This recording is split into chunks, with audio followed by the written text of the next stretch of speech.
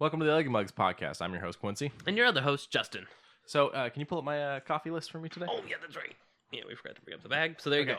Yeah, so today I did it with a, how do we say this name again? Gavelia. I did their Costa Rican one. It's a new one that I came across. Now, it says delicious fruit and citrus undertones, which I was worried about. Yeah. I thought that was going to be weird in a coffee. I don't notice it, but I do notice that this one's sweeter than like a normal coffee. It comes at a pre-ground. It smelled. No, me being not a big fan, I kind of wanted to try it just from the smell. It smelled really good. I got plenty if you want to try some. Yeah, I'll give it a shot. Now, it comes pre-ground, and they ground it so that it works perfectly for a French press. I didn't get any floaties or anything, so they did a pretty good ground on it. Mm-hmm. And it's just a mark underneath their darkest, so it's pretty close to a pretty dark roast. Yeah.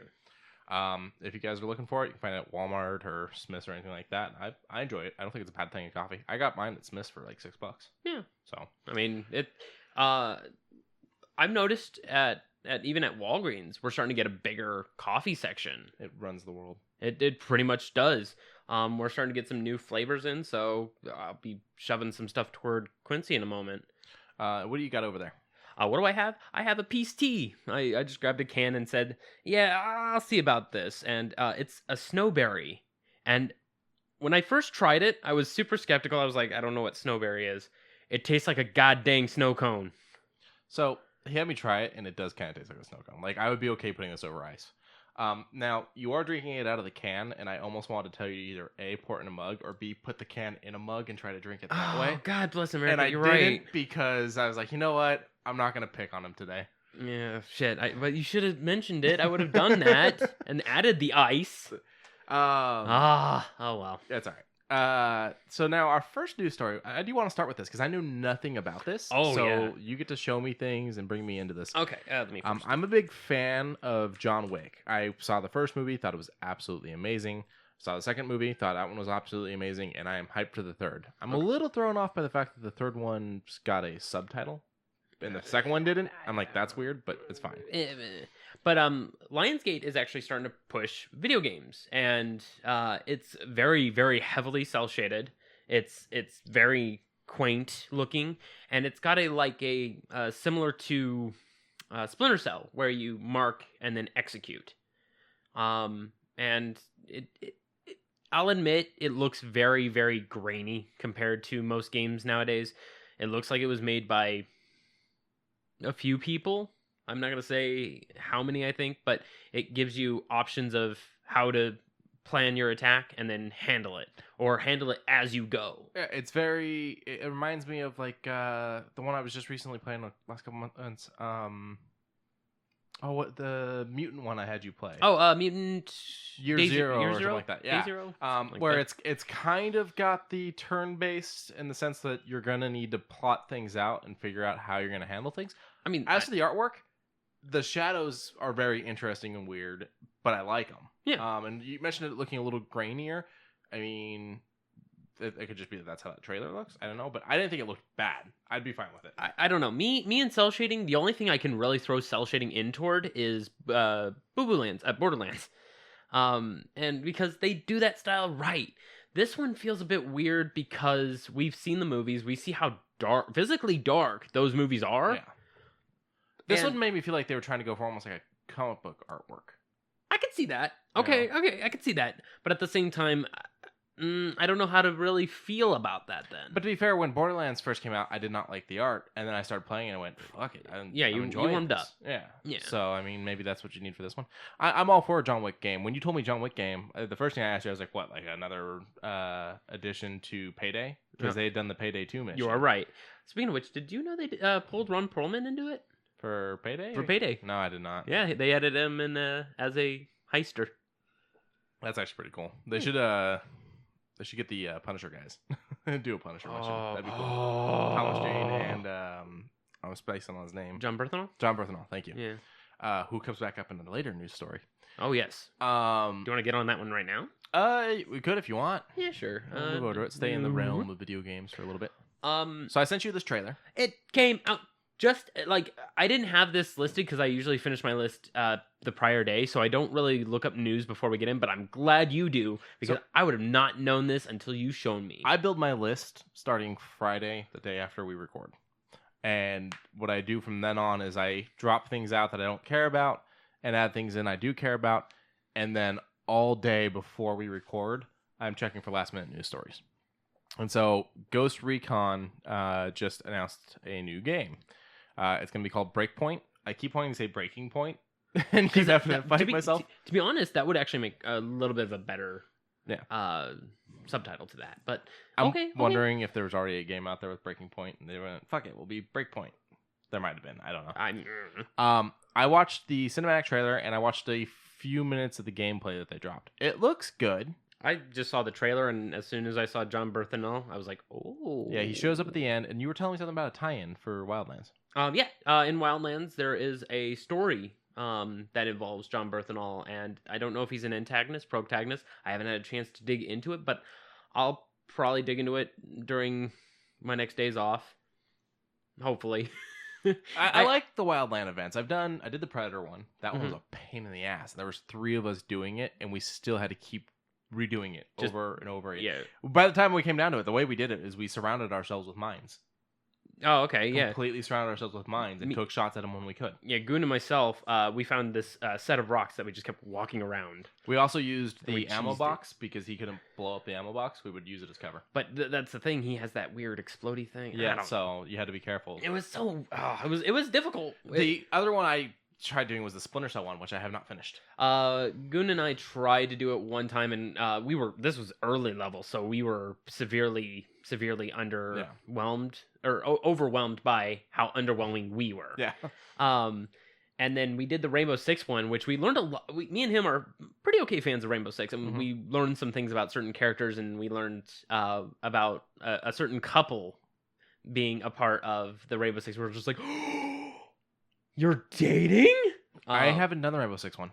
That one I'll have to do. I'm gonna go ahead and spoil it because it's been out for almost a year. But no problem with me. Yeah, it's actually Twitch. It's Twitch and Capybara. Okay. Cavera. I'm sorry, we call her Capybara, but Cavera. You have nicknames for everything. We do. We do. Holy shit! I'm 12 years old. There's nothing that I am a 12-year-old man, baby. Leave me alone. There are so many times I have to ask you what the hell you're talking about because you pull out a nickname that I have no idea what it means. You're right. You are correct. And it's not a bad thing. I'm just sitting here like, what? Yeah. But Twitch and Cavera are going after characters that they already have acknowledged, and they are being followed by other of the Rainbow. You run into Valkyrie, who is another Rainbow team. Okay. We heard through the grapevines that they were trying to implement more of the Rainbow into Ghost Recon. I'm like, this is good. This is very good. They're trying to basically build more of a universe. I mean, yeah, the whole entire Tom Clancy universe. Yeah, and with how open Ghost Recon was, it was just Wildlands. It's just really allowed for them to kind of play with it. Out in the middle of nowhere where nothing ever happened in the game, they put the Predator thing. Yeah. At an already insane base that you have to deal with in regular story mode, they put the Splinter Cell thing. I don't know where the Rainbow one takes place. The bottom right ish. I don't know. Yeah, it actually melted in well because it was the brother of Cavera. Okay. Got caught up in this drug ring, and Twitch goes, she's gone dark, she's gone rogue, I need help. Mm-hmm. And then when they finally meet back up, she's like, this is how you show me to a date? And I'm like, aw. And I was just like, And then, they spend a good few moments before Twitch says, I'll get a higher ground. You take Cavera and run in. And then it's that big, huge hospital-looking building. Mm-hmm. And you have to breach and clear. Okay. I've loved Wildlands. Yeah, and having... I think the only thing I haven't seen a connection, and if I'm wrong, please tell me. The only thing I don't think I've seen a connection so far was... what's it called? Just came out with its sequel. It's the other one I play on Xbox all the time.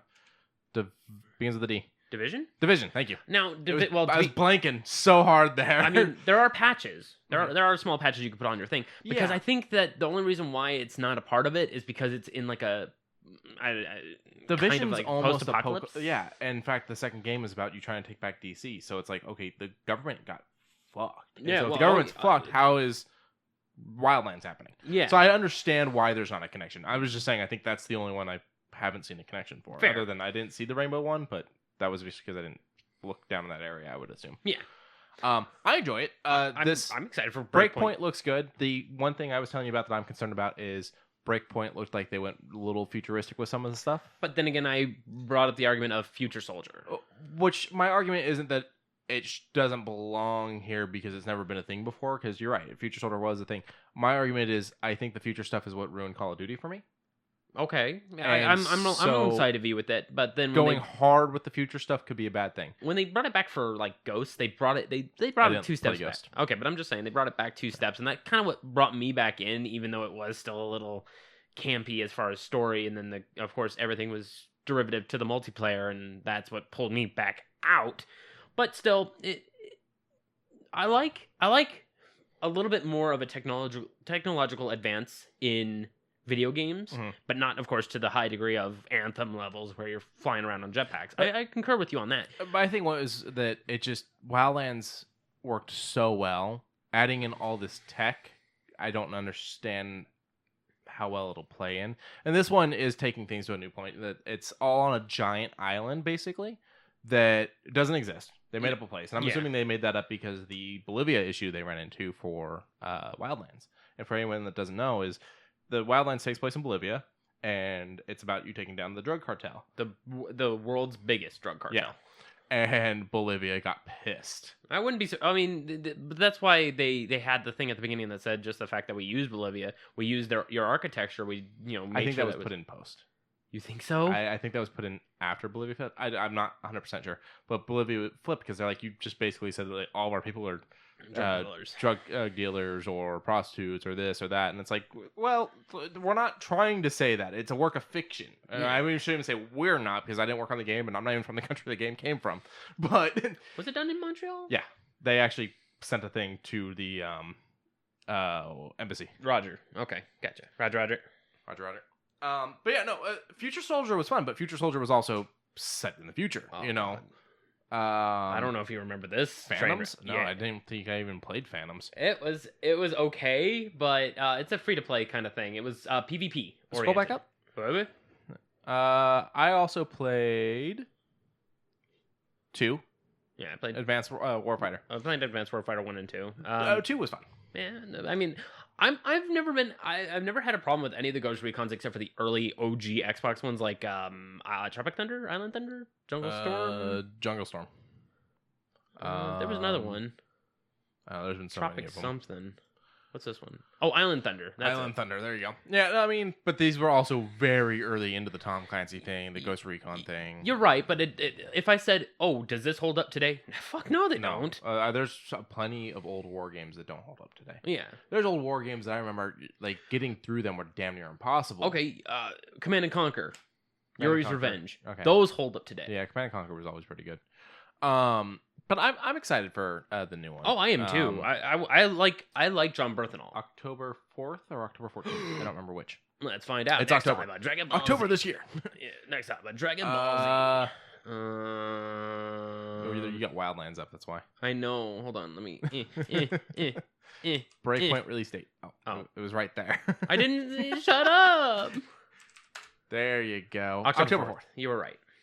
And they're saying open beta if you pre-order, but they said it a little weird. They said pre-order now to guarantee your open beta spot. That word really confused me too. But I'm thinking maybe it's because it's a timed beta. Yeah, I was gonna say it's probably timed, or there's a limit number to how many they're gonna let in open beta. Or that, yeah. So I mean, we'll see. Yeah. Only time will tell. And I'm excited. And also, if they move over anything that you unlock in the beta to roll over into base, that's always been a good cut for me. 76 did that. Something else did that. I don't remember what. Something else did that recently. I'm not surprised. But I'm super excited to see more information about all these games that just immediately popped up into our visual range. So you didn't watch the gameplay, and I'd have you pull it up, but it's 12 minutes of gameplay. Yeah. No. So it'd be a lot to watch right now. One thing I did notice is the guy is injured, and he's selecting from like a items wheel bandages, and it's got a count number on it. And you watch him sit there and wrap a bandage on his arm, and you can actually see him putting the bandage on and the bandage being there. And he turns and he wraps the bandage on his leg. Yeah, it's coming up in just a second. You pulled it up. And he wraps it on the leg, and you can actually see the bandage. Like, that's one that's really cool that you actually see him healing himself. That right there, that bar seems to be stamina. Okay. Stamina. Yeah. But this tells me no healing over time. This tells me... I would say there's probably healing over time, but with the kit you choose. Because I liked being the medic. I love being the medic in games just because I'm a team player. As much as excruciating pain as it is, I take that brunt. But yeah, no, see how you can actually see him wrapping it. I like that. That was a cool little addition. And then here in a second, I think he does like an adrenaline shot. Oh god, that takes way too long. If you're out in a midst while being noticed and being a Yeah, he slid down this whole thing. He was being chased by people. I don't know. So they're calling this gameplay, but there are parts of it where I feel like it's scripted. Yeah, it was scripted and took over. Yeah, it's more for the visuals, I think. I was gonna say maybe this is how we drop into the game. Maybe this is the opening for us. Roll talk. That's pretty. And then we roll out into doing whatever we want. Oh. That's a drone. Pretty drone. So it looks interesting. I'm just worried about the whole tech thing. Now, it looked like the enemy had the tech, not you, which that brings a whole new level to the game of difficulty. You have to fight to survive against a more technologically advanced enemy. Okay, that's fine. I like that. I kind of don't like the design. They've showed the enemy a couple times. I don't like his design. He looks like another Destiny fucking ripoff. A little bit. Like everything is Destiny ripoffs now. Between the way this guy looked, between the way Anthem looked. I'm sure you get to create your own character. Okay, spoilers for Marvel Universe. Ant-Man and Wasp. The bad guy is Ghost. And they kind of changed Ghost's background and made Ghost a woman and everything in the movie. That's neither here nor there. That's not my issue. My issue is that the design they did for Ghost looks a lot like a Destiny character. Oh. Now, Ghost in the comics looks pretty close also. So I'm kind of wondering who ripped off who? You know, like Ghost has been around for a while. So did Destiny rip off Disney, or did Disney end up ripping off Destiny for the improvements? He just like rubbed mud on his face to blend in. He dug deep. Interesting. Yeah, so now he's holding his breath, holding still, letting enemies pass. I'm wondering, because it's still supposed to be 4-player co-op, so I'm wondering how much of this is just lead in, how much of this is actually something you'd be able to do with other people. Jesus! How do you feel about the camera angle? I've always been a fan of close to the shoulder. Even though he is taking up about maybe a quarter of the screen, I'm okay with that. I did notice he's got no HUD. Other than the standalone. I think this is all for the cinematic. Okay. Because like there's no HUD, you have no idea what your bullet count is. That would actually make the game a lot more difficult that you have to count your bullets. Yeah, if I have to count my bullets, I'm just switching to a pistol. I'm not going to count a fucking automatic. Yeah. There's no fucking way. I mean, but here we go. Here's them getting in the car. Yeah, I can count. I can count a sniper rifle. Give me eight in the. I can count my bullets. Yeah, something smaller would be interesting. So the camera kind of went back and forth between two. It still looks like you got the bases to take down, kind of like how you did with the Unidad or whatever. I hated the Unidad. Yeah, the Unidad were a pain in the ass. They would just show up. The scopes aren't bad. I've always been a fan. I hope you still get the ability to mark people, because they just kind of did the countdown and took out 2 people. Yeah. I would also like the ability to do night vision and thermal still. Yeah, those have always been a staple for Ghost Raccoon. Now, I find this weird that sliding down things takes up your stamina. Like, I haven't seen a game do that before. I'm not saying it isn't with real life, because it is, because he runs out of stamina at one point when he's sliding down at the beginning of the spot. You skipped, and he starts tumbling rather than sliding, because there's a really big slope. So it's like, it makes sense, but that's something new. Having your stamina actually be affected by you like sliding down things and things like that. Okay. So, I mean, so time will tell on that. Yeah, we're here for it.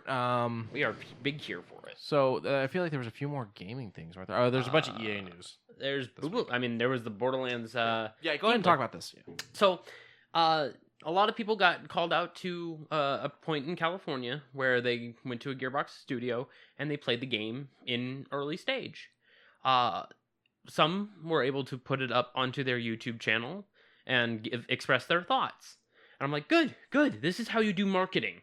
This is how you do marketing in 2019, where you're not trying to alienate people by loud music or bright flashy things or, trying to get incentives. You are just having people play the game and giving their thoughts on it. I've always been a firm believer in, like, if your game can't speak for itself, it's not a good game. That's fair. That's fine and fair. But would you trust it? We no longer trust trailers, do we? I don't. I've never trusted cinematic trailers. Gameplay trailers, I was always a lot more open to. Okay. Furthermore, gameplay from something like E3 or something like that, I'm really open to, because that's people actually going and playing it in person. They can't mock that up. You really can't. Yeah. So something like this, I'm all for. Yeah.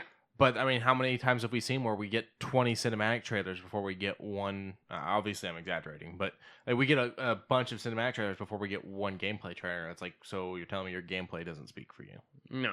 Because you're obviously not that proud of your gameplay. And the whole, it's created in engine. It's like, well, yeah, it's a lot easier to make a cinematic thing in engine than make things work where you don't fall through the fucking world in engine. You can make a lot of shit in the Frostbite engine. Yeah. The Frostbite engine's very pretty, but when you want to throw it into a gameplay, it's still pretty, but there's problems. I fell through the world, or my the car guy got glitched stuck in the wall, my car got stuck, things like that. Yeah. But with Borderlands 3, from the gameplay that I did see this morning when I woke up, it was really good. It was pretty fantastic. I was all for it. A lot of people got a lot of time with their testing, and then they got a free meal. Huh? How long do you think? They some got 2 hours, some got about 3, 4 that were managing to sit there and play, but they were like, "Hey, food's up if you want food." Some were just still sitting there clicking the sticks. You realize how much I could get done in 2 hours? Yeah, and it apparently was just one whole chapter that some got to play. Wow. So, and anyone who puts them up onto YouTube, do not worry. It is spoiler free. The only thing that they show is guns, gameplay, and enemy types. Cool. They try and stay away from the spoilers. There is a few words that get pushed around because of in passing, but I don't think it ruins too much.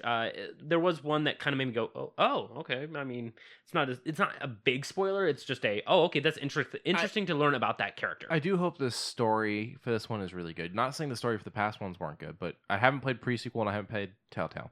Pre-sequel's good. I played 1 and 2, and I thought the stories were good, but I totally called both of them right out of the box. Oh yeah. They were I wouldn't say they had big, strong, structured writing, but it was basically a D&D campaign where you knew the big bad evil guy was going to do this or call upon this and then create a problem that we would have to handle that's bigger than him or her or them. So I'm okay with the stories in it. It's just I'm hoping this one actually gets me. Like, if they're going to the point where, like, oh, don't worry, we're not doing spoilers for story, I'm like, oh, well, then I hope the story's... Yeah, the Calypso twins are apparently sons and daughters of insert name here. And I'm like, insert name, what? Wait, who? So there's probably a betrayal story in the midst of that. I don't know whose son and daughter it is. Handsome Jack. I don't think so. He didn't have kids. That we know of. I'm curious. Maybe it might be Roland and Lilith. Maybe.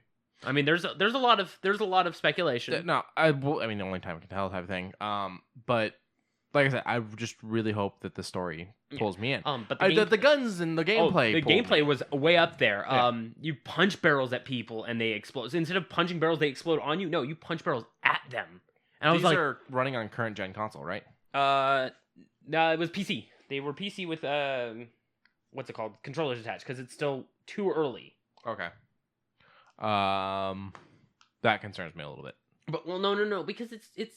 I mean, the game's coming out in September. No, I get that. I'm just saying, worried that the consoles won't be able to handle it. Oh no! They're running at specs that the consoles. They're doing it like this because they're still perfecting it. They're still locking it down.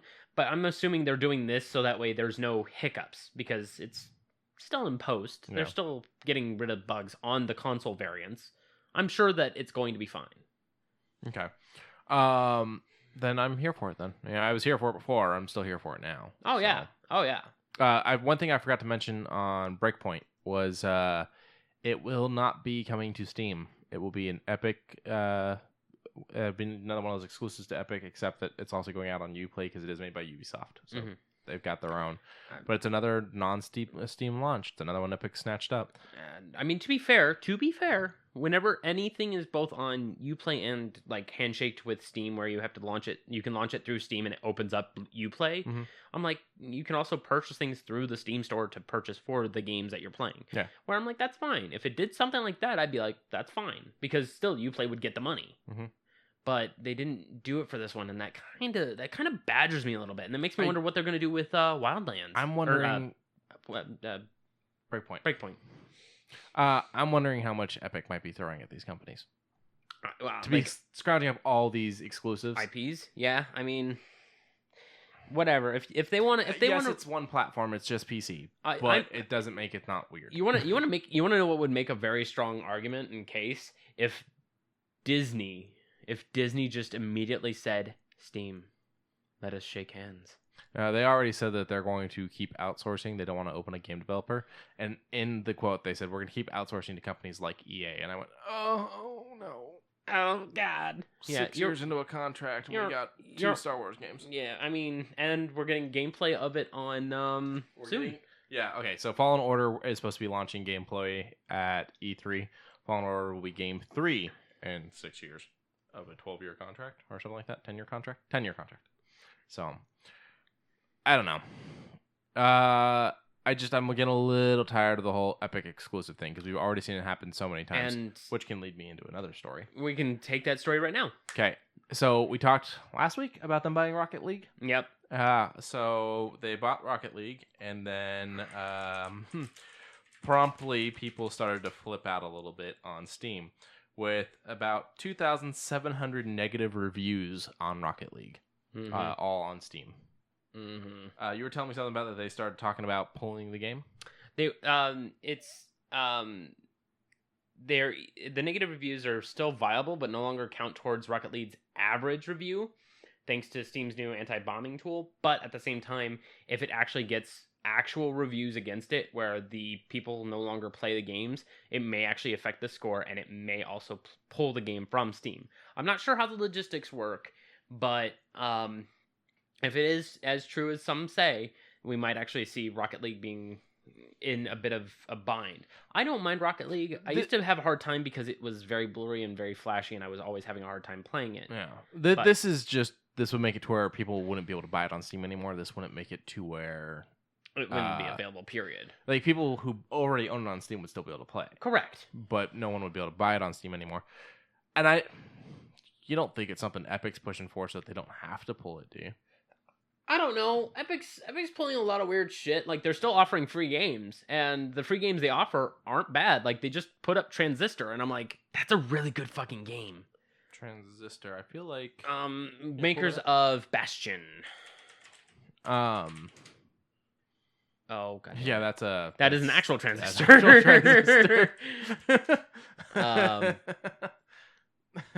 There we go.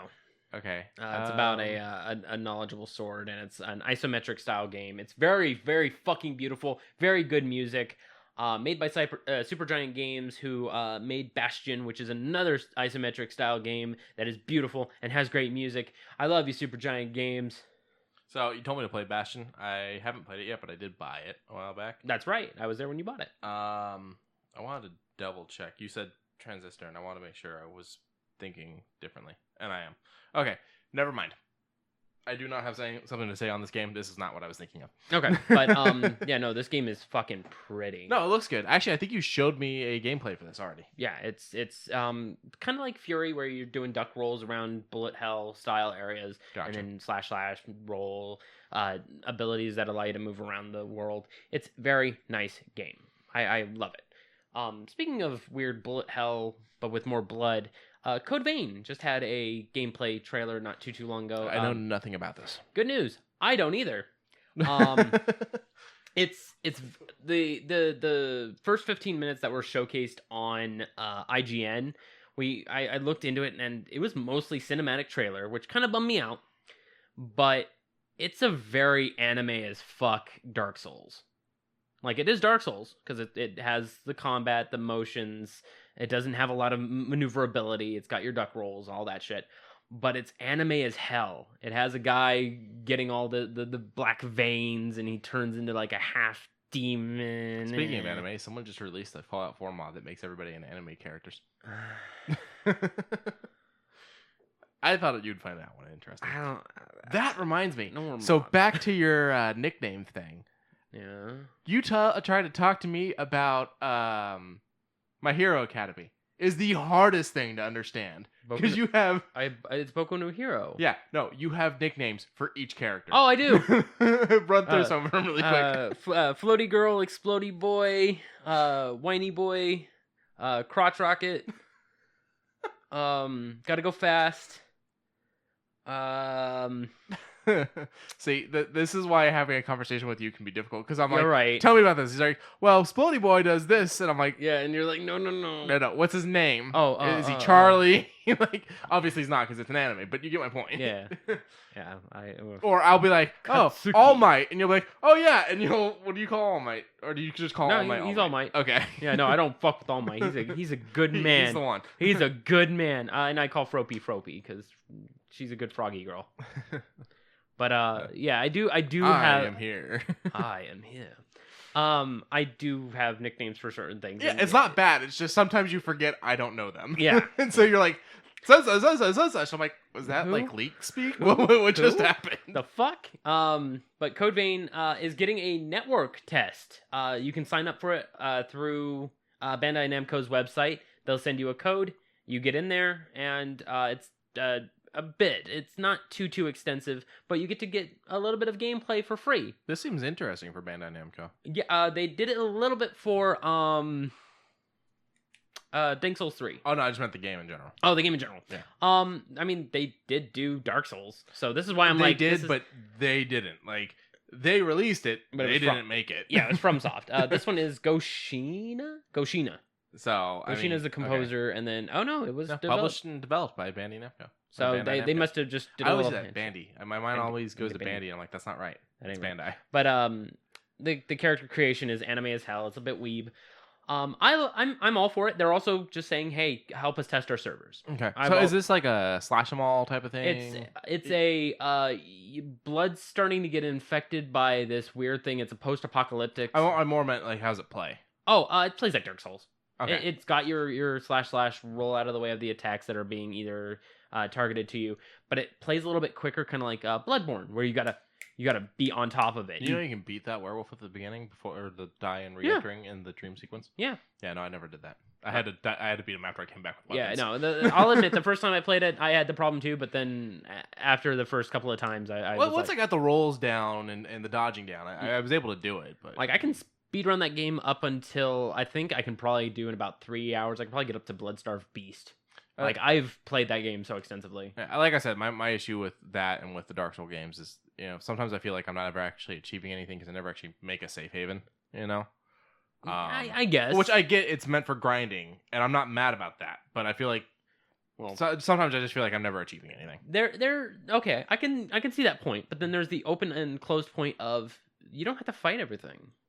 You're right. You can run past a lot of it. Yeah. Same thing with Shadows Die Twice. No. Sekiro? Yeah. Sekiro. Yeah. Yeah, you can do that. Yeah, you can run by a lot of it. Speaking of which, I have not made any headway in that game at all. It's. Did you see? It's very hard. Oh, the guy who beat it with fucking bongo drums? No. Oh, I saw the guy who beat it with. Did you see the bongo mod drums. where they made the really big one into Thomas the Tank Engine? Yeah, there was Thomas the Tank Engine and then Shrek. Oh, I didn't see the Shrek one. Yeah, when he does the pickup move, he says, "Get out of me swamp," and he throws you. I was like, "Oh, that's a good mod." Oh no, he throws behind, right? Go ahead and move on to this though. World War Z. A lot of these developers actually sent out codes to streamers, YouTubers, influencers, people who could actually help promote the game because they said, "We'll admit this isn't going to be. It's not an actual game. We are trying to emulate what Left 4 Dead kind of did, and here's the codes. Tell us what you think. So please record, please stream." I'm gonna start with World War Z was a book. Yep. Turned into a bad movie where the guy did everything from the book. That the book was made up of journal writings of several people. So they kind of reverse Forrest Gumped it. So I don't know if you've ever read the Forrest Gump book, but the Forrest Gump book is basically Forrest achieving things that other people have achieved. He fucking goes to space in the book. Like, he does, like, all these major moments that other people did. That's how Forrest Gump's character is in the book. Oh. They cut a lot of that out of the movie, which almost had a sequel. I'll get into that another time. Yeah, no. Not. But World War Z is kind of a reverse thing, where in the book it was several people. In the movie, it was one dude doing all this shit. Yeah. And it's like, that was already weird to me. In this, they're a plague zombie type of thing. They're very fast. And I remember the scene where, was it Israel or something like that? It built a wall. Pakistan. Pakistan? I think it's Pakistan. I only watched the movie once, and I didn't watch the whole thing. That's fine. So I only did too. they got the big guns, and they're shooting the zombies, and they're piling up and everything. They do that. I don't understand how that's going to, like, I don't understand how to survive this game. You're telling me there's a World War Z game, and I'm just thinking, yeah, I'm dead. Yeah, I mean, I watched, I believe it was Kraken play this game. And I mean... Is that like an Irish Kraken? No. Oh, okay. It is an angsty white boy who does not like scary video games Okay. at all. But he's one of my favorite guys. Go check him out if you like off the wall humor. He's right now doing a Dark Souls randomizer where bosses can just show up anywhere. Oh, that sounds terrifying. With his best friend Tomato. And I love Tomato too. They both make some really good games. My freaking ringtone is Tomato going humanity. But World War Z. Now this is saying it released April 16th. Yes, it released that day, so that way they can try and get some promotions. Okay. But it released, but they're still looking to try to get people into it. It hit the ground running. No one noticed it. Gotcha. I never saw an ad for it or anything. Yeah, it plays like Left. I mean, they were like, so this is Left 4 Dead, and then when Kraken was playing it, he got his start playing Left 4 Dead 2 and doing like funny bits in that. And he kind of was like poking a prod. He was like, remember when I used to play Left 4 Dead? Yeah. Remember when games were good? And he was like actually taking hard jabs at it. And he was like, it's not bad, but remember when games were fun? And I was just I got bored with Left 4 Dead 1 and 2 really quickly. I mean... I played the demo for Left 4 Dead 1 on repeat because I was so into it. Then the game came out and I played it and I went, I'm bored. Yeah. Now, me, Goon, and Duat, when Goon came back, we just went through Left 4 Dead 2. We did Dead Center.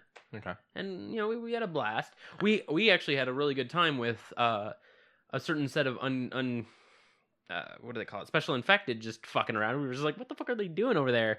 And I lost my shit once or twice because of just happenstance. But I'm like, that's how it's supposed to feel. Like, don't get me wrong. It is, as you said, you don't really feel like you accomplish anything. It's just it's a throwaway game that you're just wasting time on. It's just, when you make a game like that and $60, that's when I go, yeah, okay, I can see that. How much are they charging for this one? Because someone tells me they're, $40. $40. See, that's a lot fair. More fair. Fairer. Favorite? I don't like that they totally just used the movie poster as the cover for the game, though. I don't think so either, but I will say this, like the characters are pretty okay as far as they come off as very Left 4 Dead, okay. And the game itself comes off Left 4 Dead. So they said it's a spiritual successor to it. It adds some interesting features, but not by much. I don't know. It's fair to middling, I would say. I don't think it does anything new, does anything crazy.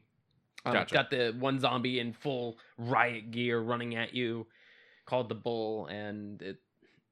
It's like I've been playing a lot of State of Decay 2 lately because I figured I'd jump back into it. Now you showed me this game, and I'll admit I was into it. I was super into it. Yeah. To be fair, I did not pay for State of Decay. I got it through Game Pass, and that made it a little bit more enjoyable for me because yet again, I do not feel this is a $60 game. But I enjoy it. However, it is very, very much ripping things from other zombie things. Oh yeah. They've got several zombies in it that I'm totally like, those are Left 4 Dead zombies. They've got what they call the Hunter, and he runs on all four, and he tackles you, and he's really fast. They've got I haven't run into that yet, so yeah. They're just throughout the world randomly. Oh. They've got one that reminds me of, what are they, tanks in Left 4 Dead? Yeah. They've got one that instead of being a big muscly thing, he's a huge fat guy. And he's The one that called can rip you in Juggernaut, half? and he runs at you and he tackles you and he'll rip you in half and shit like that. And he's a bitch to beat. Like, I've thrown grenades at the fucker and shot him and he doesn't go down. He's hard. He'll destroy your car in a second. Running him over with a car doesn't work. Wow. He'll fuck the car up. But then there's parts of it where I'm like, oh, this is kind of, a new thing. Or like they did one that's called a screamer, where instead of being like the witch where she makes a lot of noise and beats the fuck out of you, it's an armless one that can't really attack you, but he'll call all the surrounding zombies to come fight you. And I'm assuming probably spawn new ones even if he's the only one in the area, he'll probably have a director area. Because you'll go to clear out like an infestation that's got like 6 zombies in the house and him, and you'll look around, there'll be nothing near. He sees you, he screeches, 10 zombies come running out of fucking nowhere. And it's like, where the fuck were you at? Yeah. Hiding in the bushes? There are none. But it's an enjoyable game. I think I would enjoy it more if I had a team versus playing on my own. I'm kind of like you on that. I was very skeptical. You heard me being skeptical as we were going through the beginning portion of it, and I was like, okay. The micromanaging was what was upsetting you, and I was like, well, when you're in a team, it feels less like micromanaging and more like getting shit done. Yeah. Like, oh, I'll go get this, you go get this, you go to this, and then we converge, and then we clear out places as an actual crew. And I'm playing last night. And I enjoyed this game, but the thing that was pissing me off is Lauren would try to show me something, or my phone would go off, and or you something can't like pause. That. You can't pause, and so I'm dying. I'm losing characters. I'm sitting there waiting for the game to load, and it's got the trivia at the bottom. If you go into multiplayer settings, it says, "Want to pause the game? Go into multiplayer settings and turn off host game." He's taking the glasses off. He's leaning back in the chair. That's a fucking trip. Is it a bug or a feature? Yes. But one of the things that they did that you really liked that helped me out so many times is they've got a thing where if you get stuck in the game, the pull unstuck. up the radio, you say stuck or whatever it says, or unstuck or whatever, and it says don't sit there and move your character. Don't sit there and move the car. Just try to stay as still as possible. And they'll snap you. They do that in certain MMOs where the worlds are too big to keep down. If you happen to fall through the world, or you get like stuck behind a tree and you're trying to jump out and you're like, I can't move. There's a / stuck, and it'll pop you back into the world to a safe roaded area. So it'll probably move you like, say you're way off the beaten path. It'll put you onto the beaten path and you have like a cooldown on it. There's a cooldown on it in State of Decay also. But yeah, it gives you something funny I noticed. If you're in a car and you get stuck and you do the stuck thing, if there's zombies on the car, when the car gets unstuck, they're still on the car. It doesn't knock the zombies off. Yeah, that makes sense. Because it is a line of code that is character, string, and then anything attached to that string. So if it is a car, the car is attached to that string. If it is zombie attached to the car, both are attached to the string. If it is multiple zombies, rinse and repeat. If it is friends are attached to that string. After I sunk several hours into it over the last week, and I had played it before, but I had gotten back into it after you had pulled it up. The thing that I realized that I don't like about the game that they need to fix is the NPCs are fucking useless at times. That's why I felt like I would be better on my own. Well, but like there's like sometimes where you have to like do missions with other survivors, like not people that are at your homestead, but people that are at other homesteads. They ask for your help, and there's moments where they're just standing there letting themselves get attacked by a fucking zombie, and they can die and will die, and you lose out on the mission if they die. Yeah, and it's like, dude, fucking do something. Or like there was a moment where I was like driving a truck, and one of them would not get in the fucking truck, and he kept getting attacked. So I'm like trying to nudge the zombie with the truck because I'm almost dead. And I'm like, I'm trying to kill the zombie, but not him. And he moves perfectly. And I run him over and kill him. I'm like, son of a bitch. And so I rage quit. I checked out. I was like, oh. So the NPCs do end up being a little rough. Yeah. But I hope maybe with the future patch, they might be able to get a little bit more. I mean, Xbox loves this game. It's a Microsoft game. You're right. And Undead Lab. Microsoft and Undead Lab. Okay.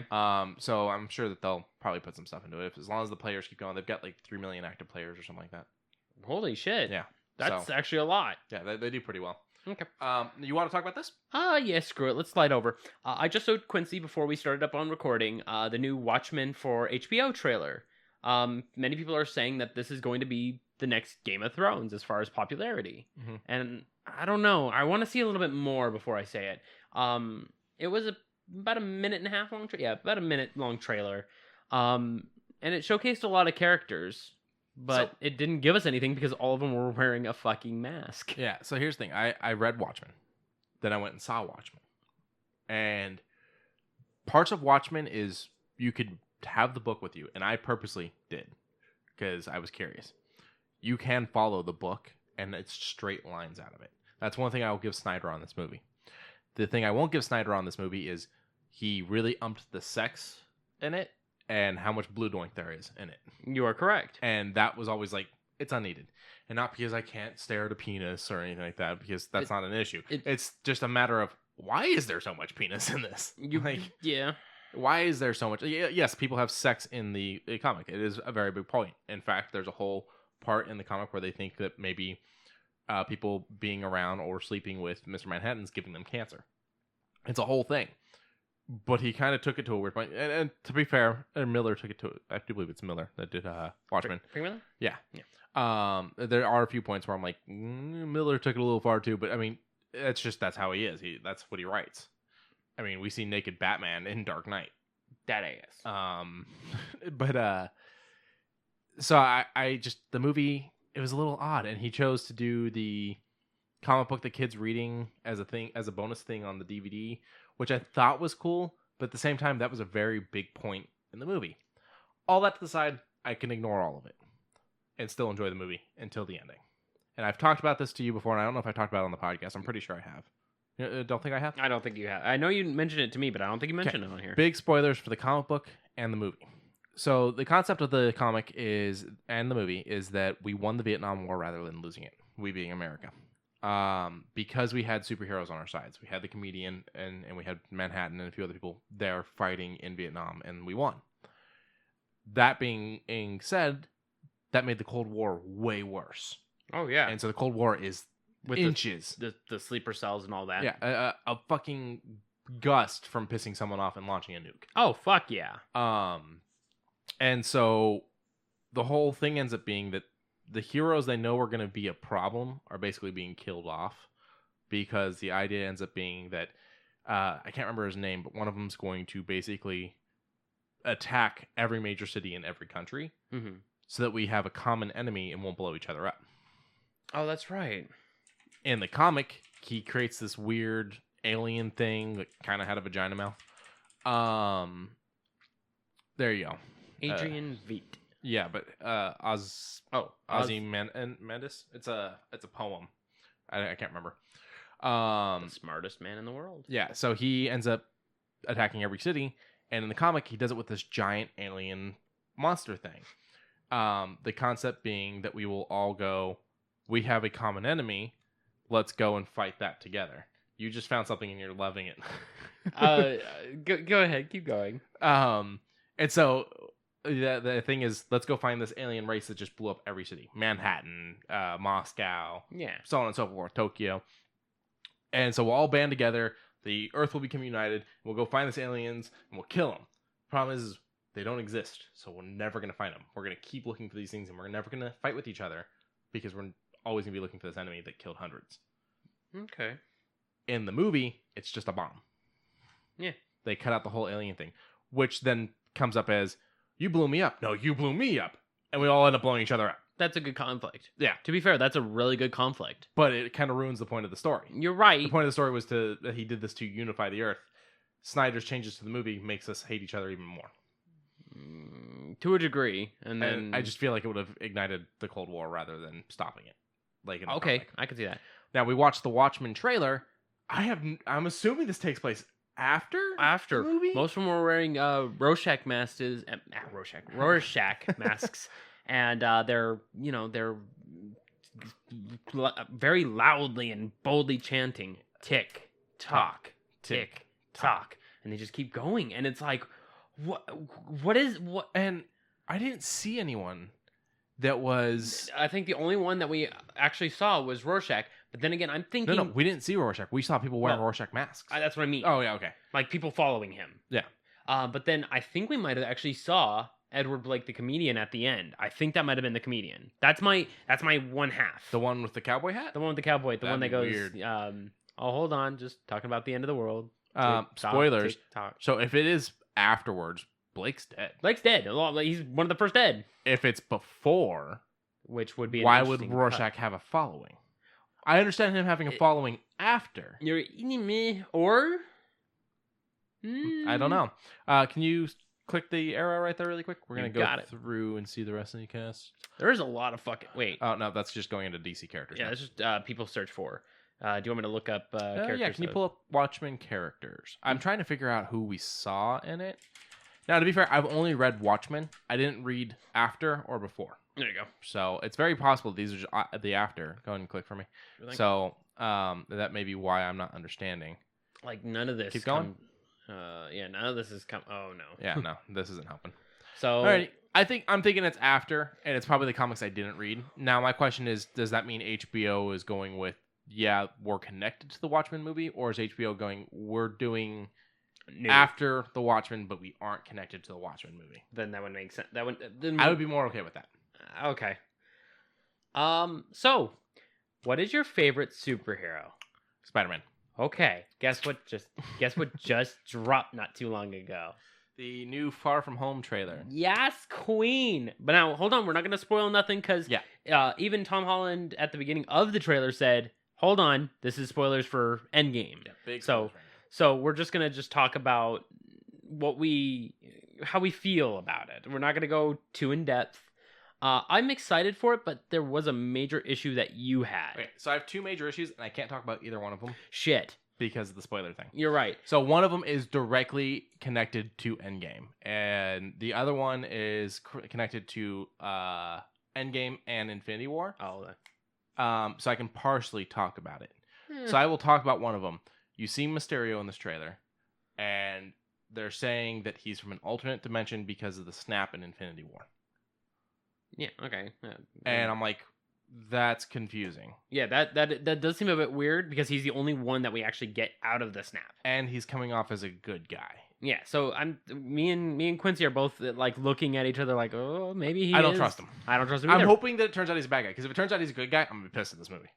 Because the first time we finally get Mysterio in a live action film and he's fucking a good guy will just beyond piss me off. You're right. The rest I can't talk about because it's Endgame spoilers. Yeah, but I mean, I the beginning of the whole entire trailer has him doing the friendly neighborhood stuff. The effects look good. Holland's still killing it. The webbing looks good. The suit looks good. It all looks good. So I'm not mad about any of that. But we have to move on from there because we don't want to spoil Endgame for anyone. Nope. Whether we liked it or not. So we don't have a lot of Marvel planned right now. Or Disney hasn't really launched much Marvel. No. They just did a huge list of the next 6 years of movies. Several of those years are very light because they don't actually have them fully planned out, but they want to let us know these are planned for those years. Most of them being fucking Avatar sequels. They are going through with the Avatar sequels now that they've acquired Fox. Now, me and Quincy, we're not too big on the Avatar scene. I saw it in 3D. I thought it was overhyped. I don't watch 3D movies. I have issues with it, and I think it's my color deficiency. That's fine, but even in 3D, I didn't feel like I was experiencing anything over under. It was still a good looking movie by all ways, shapes, and forms. You say that, but I want you to after we finish tonight, go and watch the Cinema Sins for Avatar.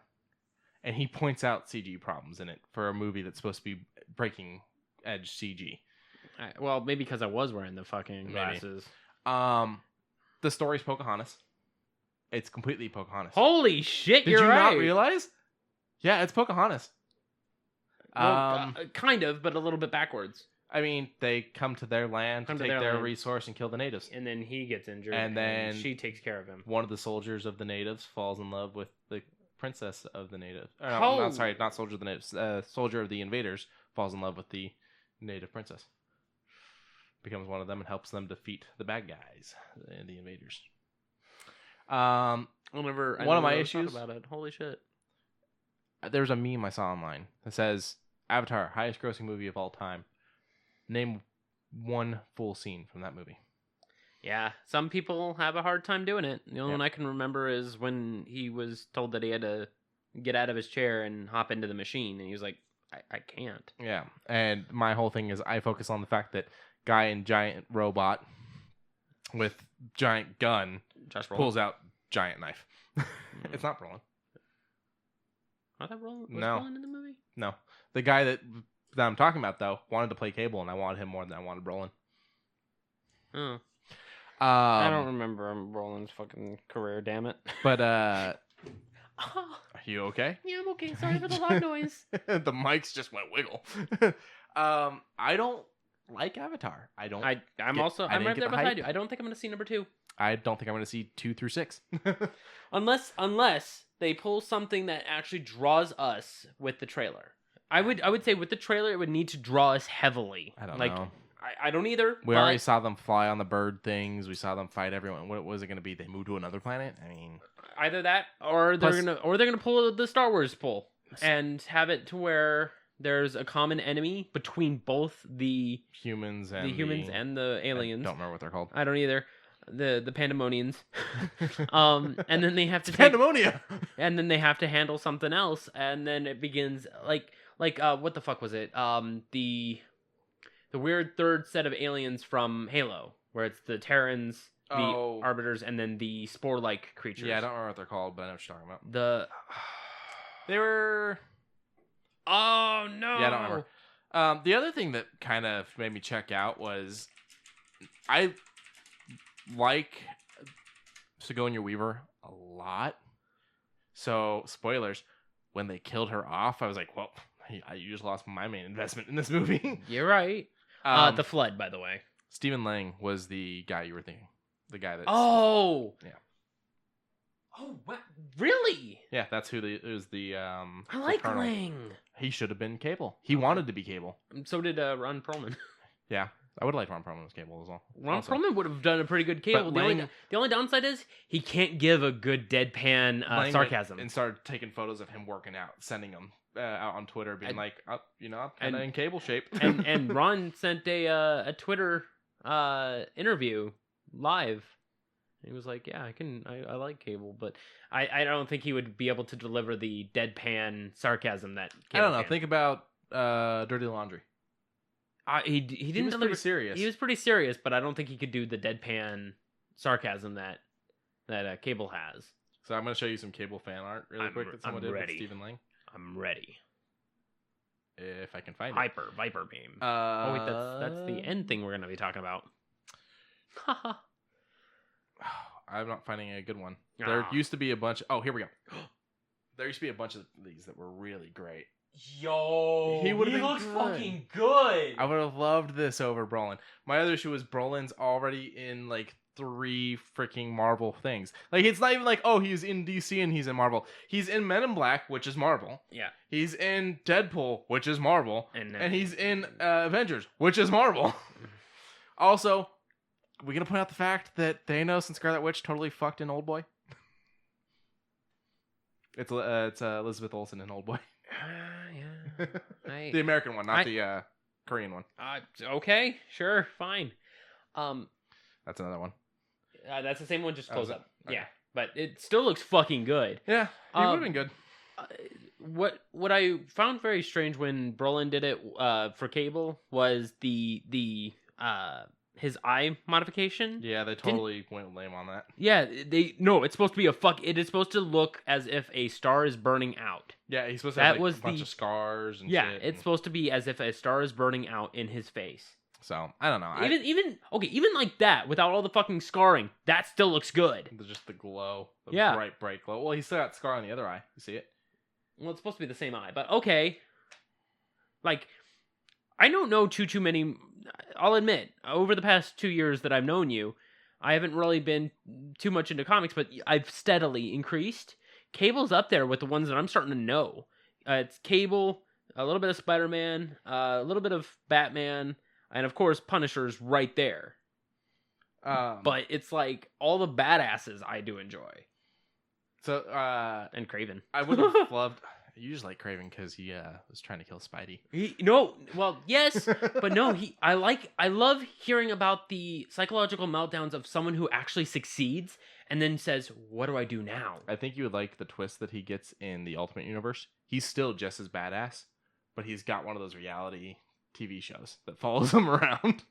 He just almost choked on his teeth. Oh, it's great. It's great. I would. Okay, you know what? I need you to show me that comic. Okay, it put it sounds on your notes. Put it on your fucking notes. I want to see that comic. All right. But I mean, I love comics now. I am now a firm collector. I've given you all of my extra stuff that I don't have, that I have no proper use for, that you are going to add into your own personal library. Everything that I have is my word journals, my Frankencastle, my regular Punisher Max, all my trades, and a couple of the here's and there's between like Deadpool versus Punisher, Punisher versus Daredevil, all the one-offs with Deadpool in it, like and Deadpool Christmas where he dresses up like Santa Claus. Speaking of Santa Claus, have you heard about the new Mel Gibson movie that's coming out? It's I don't. It's gonna be okay. As soon as you said that, Passion of the Christ immediately spoke into my mind. It's gonna be a raunchy comedy where he plays a buff Santa. I was like, wait, what? Do we need this? I mean, we need this? We already had Bad Santa and Bad Santa 2, which I never watched, and technically 8 Crazy Nights, which would be the Jewish variant. I mean, he doesn't play a holy figure. No, but it is of the holiday. Yeah, it's a raunchy holiday movie. Yeah. I had you watch The Ref, which you end up loving. The Ref? Dennis Leary movie where he's the thief and he takes the family hostage on like Christmas dinner. Yeah, and then they all have to have a thing where he plays this. Okay, I'm not gonna spoil the movie, but yeah, I was. The beginning of the movie was like a little campy and a little slow, and I was just like, "What am I watching? What is this? I don't want to watch an angry couple yell at each other for an hour." And then by the time it's when Dennis Leary really gets in. And he's like, "Holy shit, shut up!" And I'm like, "Oh, thank you. Okay, you can't talk to me like that. I'm not one of your patients. Keep hitting that kid like that. You're gonna be somebody's patient." And then she shuts up. And I was like, "Oh." It's got the lady that plays Martha May Whovier in it, who I'm sure is an amazing woman, but looks like a Who outside of Who makeup. I'm not trying to be mean because I understand she's not a bad looking woman, but it's like, damn, they didn't do much to make you a Who, did they? No, they really didn't. So it's a 94 movie. It's got Kevin Spacey in it, which I know that there's a lot of drama with Kevin Spacey. Judy Davis. And a lot of like, Judy Davis plays the wife. Yeah. Oh, who are you asking? I was talking about, scroll down further.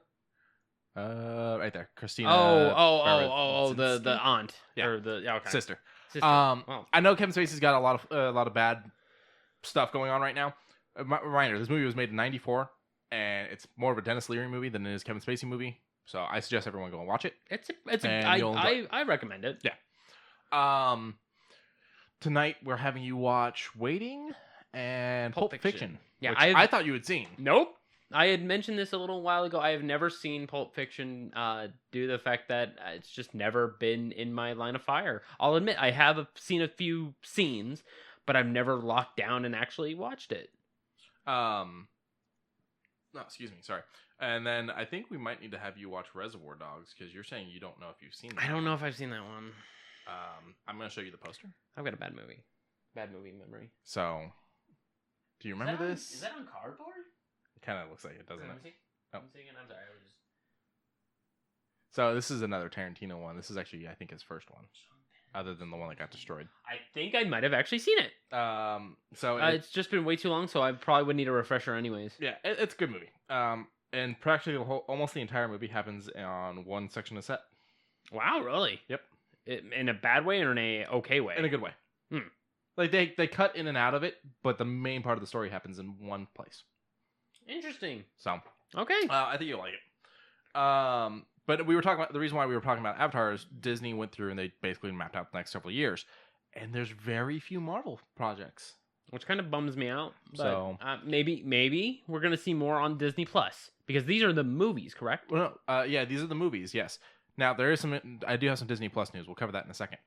But we have up right now is the Eternals. Mm-hmm. They're celestial beings in the Marvel comics, kind of like how Ego was in the movie, but not how Ego is in the comics. Angelina Jolie's confirmed for it, and now they're talking to, what was his name? Nani Johnny. I don't remember his name. He's one of the. Click back really quick. No, because this is the director. That's not who I want. Click back. Oh. Boop. This guy. Oh, Richard Madden? Yeah, he's a John Game Madden? Game of Thrones actor. He's not confirmed for the movie, but he's confirmed in talks for the movie. They may be trying to get him to play one of the Eternals. Interesting. So, Okay. another Game of Thrones actor coming over to Marvel. We've already had a couple. Yeah. Starting with not starting with, but counting Danny Rand and whatnot. Cool. So okay, I'm for it. I mean, while I'm not a Game of Thrones fan, I understand that the people over there really try hard. You know, when they're not leaving Starbucks cups on set. And so I get it. Wanting to hire these actors for things because they're really embodying characters over there. Why wouldn't you want that in your movies? I'm neutral. I don't know too much about it, but I'm excited. But at the same time, I'm not gonna hold it up high. I'm not gonna be like, oh, I'm gonna wait for the midnight release. Yeah, I'll probably do another freaking Tuesday. The last time I did a midnight release was did you say Amazing Spider-Man 2? Oh, right. Okay. And before that was probably Age of Ultron. Oh, really? I did Age of Ultron, and I did midnight releases for the first 2 Avengers movies, not the next 2. Okay. I liked Whedon's movies better. Okay. I said it. You did say it. Let me talk about what I was thinking about for Disney Plus really quick, and then we can move on to this or the one next to it. Yep, go. So Disney Plus is also talking about possibly doing a What If series. Now, there's things in Marvel Comics called What If issues, and they're basically issues of what if this happened instead, and it kind of takes a look at a different way things could have gone. So there's a What If issue where Spider-Man marries Black Cat rather than marrying MJ. And they've done it for most of the characters. I'm pretty sure there's some Punisher What Ifs out there that you could probably pull up. But they're talking about doing that for Disney Plus, and I was like, that's kind of interesting. I would check those out. A lot of the times it's like fun things. They're not normally like aggressive things or anything like that. They're normally kind of goofy fun things. But maybe there aren't any for Punisher because you just pulled it up. I'm not seeing any. Just pull up Marvel What If comics. Try that. Okay. Because the only one I can pull out of my mind right now is the damn Black Cat one. Marvel What If comics? Yep. Here we go. What if Spider-Man joined Fantastic Four? Let's see. What if Jane Foster was Thor? What if Hulk had Bruce Banner's brain? Which actually kind of becomes a thing in the comics where Banner is conscious while being hulked out. What if Doctor Doom had become a hero? They're fun little... What if Flash things. Thompson became Spider-Man? Yeah. Which, spoilers for the comics, he eventually becomes Venom. We are Venom. What if Thor was raised by the Frost Giants instead? What if... Yeah, there's the Spider-Man one. Then. What if Infinity? Yeah. Oh, I love that cover. Okay, so that's a really cool cover. Oh, I love that cover. The King from Inhumans, like, shouting. But he's kind of like... Almost like on Thanos' arm. It's kind of weird. And I think it's just perspective. Yeah, no, I'm just saying, like, it looks like it. Yeah, it looks like he's coming out of Thanos' arm almost. The way but it looks like a really good cover. I'm a sucker for covers. I fucking love covers. Can you zoom in on that?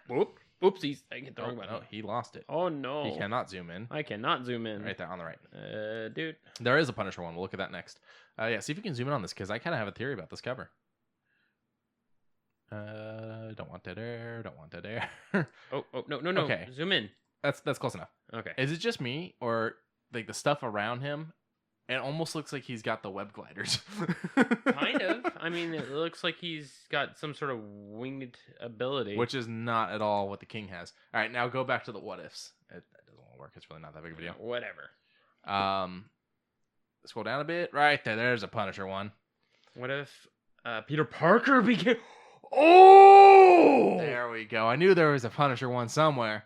So yeah, what if Peter Parker became the Punisher? And it's like, it's the Punisher shirt, but then he's got like the Spider-Man black mask. And white webbed mask and arms, and he's like got guns attached to where his web shooters would be. And he's doing the web shooter motion, but the guns are shooting. It's actually really cool looking.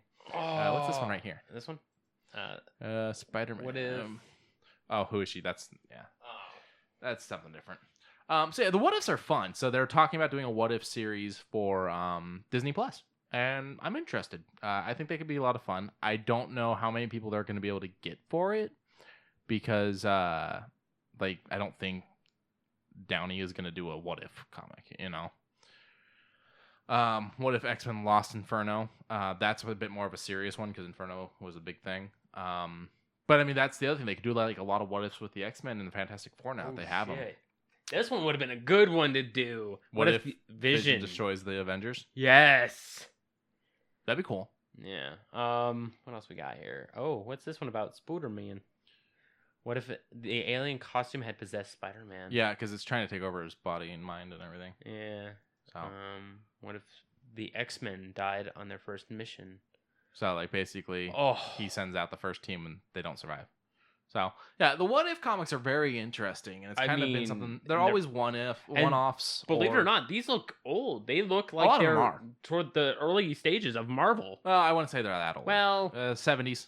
Yeah. Yeah, that one was 1977. So, but some of them are newer, and they've got some from the 90s, and they've even done some a little bit more recent. But I've got a few what ifs in my collection. I got a couple Spider-Man what ifs. Some look like they're ha good humor. Some look like they're fucking serious. And what if Sergeant Fury? Oh, go back. Sorry.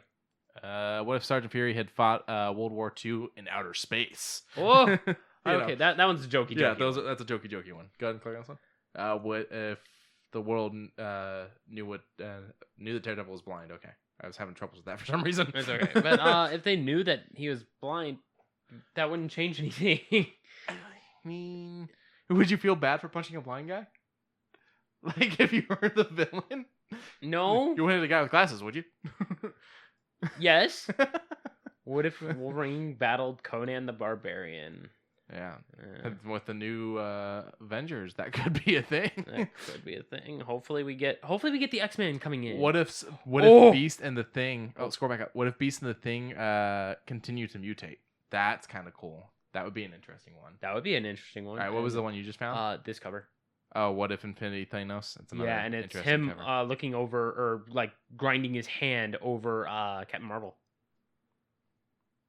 Oh yeah, okay. Oh, that's a good cover. Is that Captain Marvel? No, that's Thor. Captain Marvel over here. Okay, sorry, I was looking at Thor down here. And then Captain America right there. Yeah. These are newer. Oh, it looks so good. Like he doesn't even have the gauntlet. That's a variant cover. Okay. Yeah. Okay, the way you can tell, see the numbers down at the bottom. 00121. Oh, and variant edition. And variant edition. Yeah. But fucking look at that. Yeah, $40. I'm not sure if that's correct pricing. We're on peeweecomics.com. No offense to the Pee Wee Comics people. Is this a? I'd have to do more research. This is a trade, I think. Is it a trade? First printing 2015. It doesn't say anything about trade. Trades don't get numbers anyways. Oh, they don't? No, not like that. I mean, it's got a cover issue and everything. That's not a trade. Wow, fuck you. Pull up Comic Book Realm. You can get an actual price for it. Okay. You're gonna want to. You don't want the name. Okay. What if Infinity Thanos #1? Yep. Not a sponsor, but if anyone's ever curious about comic book prices, you can do comic book buyer guides, or I personally like to check Comic Book Realm. It'd be easier if you actually went to the website. Okay, what website are we doing? Comicbookrealm.com. Comicbookrealm.com. Mm-hmm. It's where I check on a lot of stuff. It's a good place to buy stuff too. You kind of have your hit and misses. Searches right there. Pull out the #1. There you go. There we go. Click on the B cover. Yep. There you go. $20. So wow. Yeah. It's a rare comic. Yeah, it's a variant. And then the original is only $4. But even still, the original cover was him wearing Cap's suit. Yeah, with the gauntlet on. With the gauntlet on. So, wait, what if? Ooh, I'm not gonna spoil that. Oh, that sentence right there. Ooh, but it's this is 2015. You can probably still get them. Like you said, it's $4 for the OG, the regular. Go out, find it, have a fun little one-off comic. Yeah. Let's move on to the DC thing right there. Mm-hmm. So DC just announced 5 new animated shorts. They're talking Sergeant Rock, Adam Strange, Death, The Phantom Stranger, and Batman: Death in the Family. Now they said shorts. I'm a little confused on how short, because this article didn't really tell me. And I read more than one article for this, and none of them really told me how short the shorts are. I'm thinking an hour, as far as, because they're not full length features. They're not going to be full episodes of something. But they do the animated movies all the time, and those are about an hour long, and they just call them the animated movies Features. or I something like that. So calling it a short, I'm like, is it going to be 30 minutes? You Well- could probably do them in 30 minutes because Batman Death in the Family isn't very long. Then we'll probably say a half hour then. Yeah. Death in the Family is the one I'm most excited out of this. So keep an eye out for those. They're saying it'll be a 2019 to 2020 run for these. Yeah, I'm neutral. I do enjoy Batman. I like hearing about the alternative variants of Batman. So I mean, I'm excited. It's just This is actually canon current storyline, or not current anymore, but it is canon. It happened. okay. This isn't anything alternate for Batman.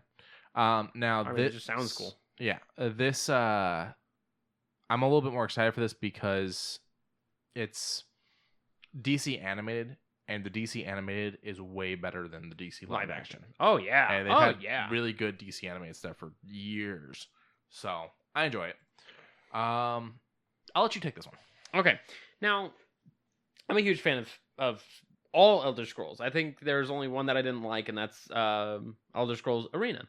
But lately, they've been in a little bit of drama with Dungeons and Dragons, and there was a little bit of accusations of plagiarism between the Elder Scrolls Online with their new expansion, pulling some things from a Dungeons and Dragons scene called the Black Road.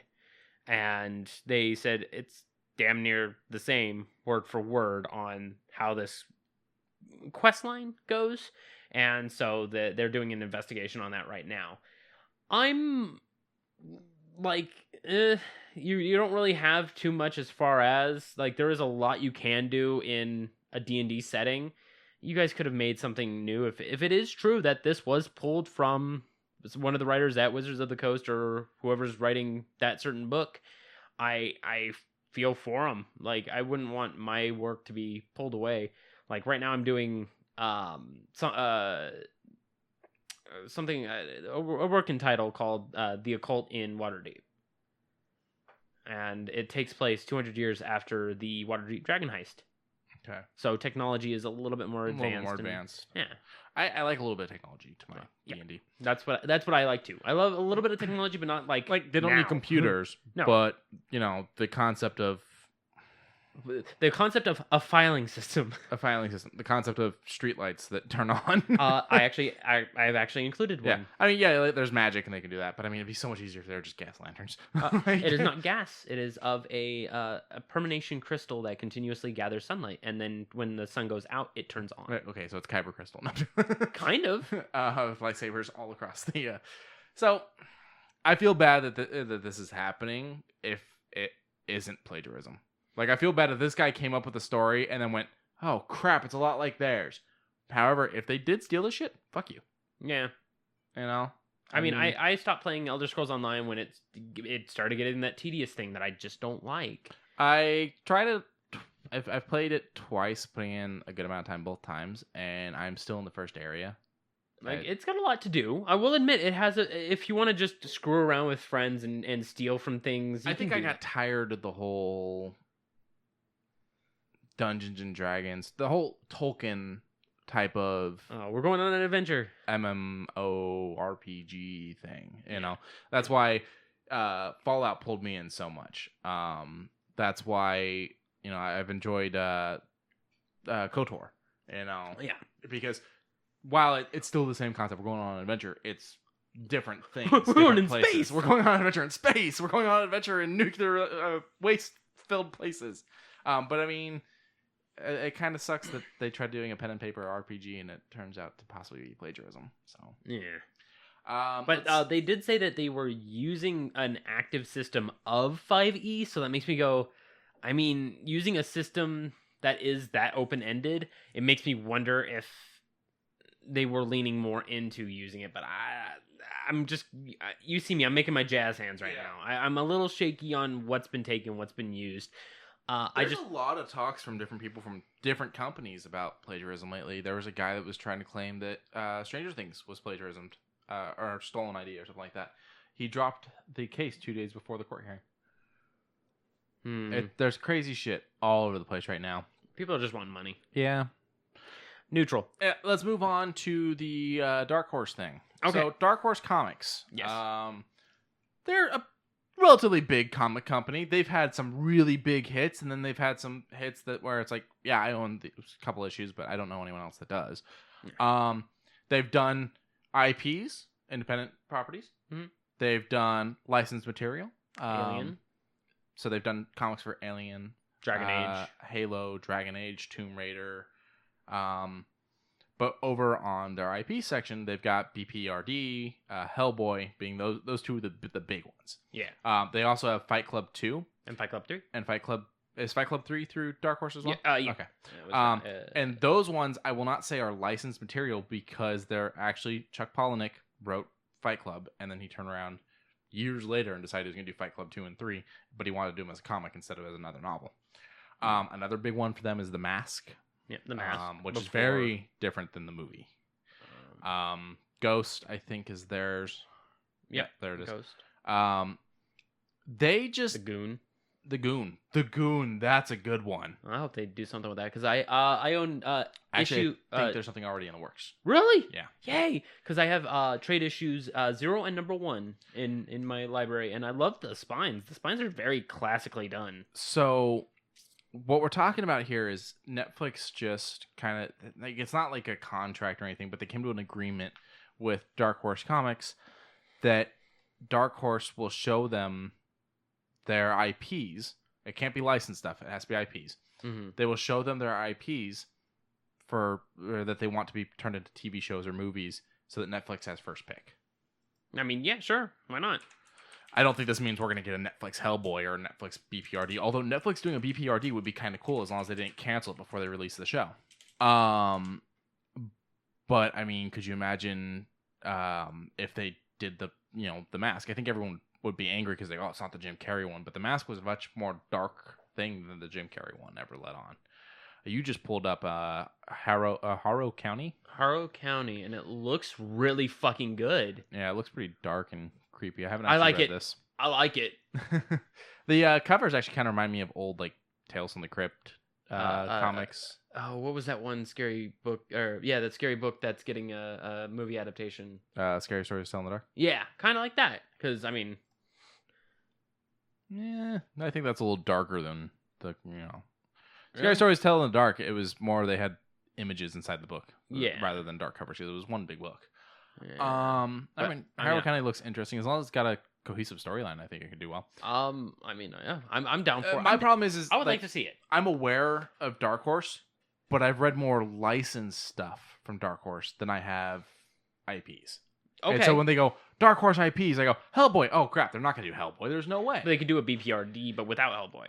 They could do a BPRD, but the question is how much they would have to put a lot of money either into physical effects, which could be really good, or into special CG effects, which could also be really good, but will most likely be crap because if they're doing the CG effects, I don't think they're doing it because you can do a lot with CG effects. I think they're doing it because they could do it cheaper than the physical effects. That's what I would be worried about. You get what I'm saying? Like I do. CG is expensive. It is. But if you half-ass it, it isn't. Yeah, kind of like Jurassic Park OG, where it was mostly just latex and a little bit of green screening. Fucking dinosaurs. Yeah. Yeah, that was full-blown physical effects that they went amazing with. And then a little bit of green screening just so that way we've also seen very cheaply done CG dinosaurs for other movies. Yeah. So that goes to prove the point of like if you put the money in for physical effects, it can be amazing. If you put the money in for CG effects, it can also be amazing. But sometimes people go CG because they can put less money into CG than they do into physical effects. And that's where things begin to fall apart. Yeah. And that's what I would be worried about with BPRD. Okay. I mean, I'm excited. I'm hoping Harrow County becomes one of these because I'm looking at the covers. I'm looking at a few of the pages. It looks like something occulty, and I fucking... I think the problem with that... Like Twin Peaks, but more dark. Yeah, I think the problem with that would be that they've already got The Chilling Adventures of Sabrina. Oh, you're right. They do. So, and I heard that was pretty good. I need to... I watched the first episode. I enjoyed it, but I read the comic and didn't like the comic, so I'm kind of hoping it goes in a different direction. It probably will, knowing Fingers that. crossed. Yeah. We can talk about this. I really don't... This will lead me into several other news stories. Oh, fine. So, EA Access is finally coming to PS4 after 5 years? 5 years over on Xbox One. I have EA Access. I will not be renewing EA Access once it's up. Unless they really give me a reason to. I mean, EA doesn't have... I mean, with your EA Access, can you play Anthem? No. What? Why? I get a discount if I want to buy it. I know. I already had the knowledge prior. Yeah. Yeah, it's just I wanted to. I mean, the way they do it is a Battlefield game comes out, you get a discount. You get a discount. The next Battlefield game comes out, the previous one you get.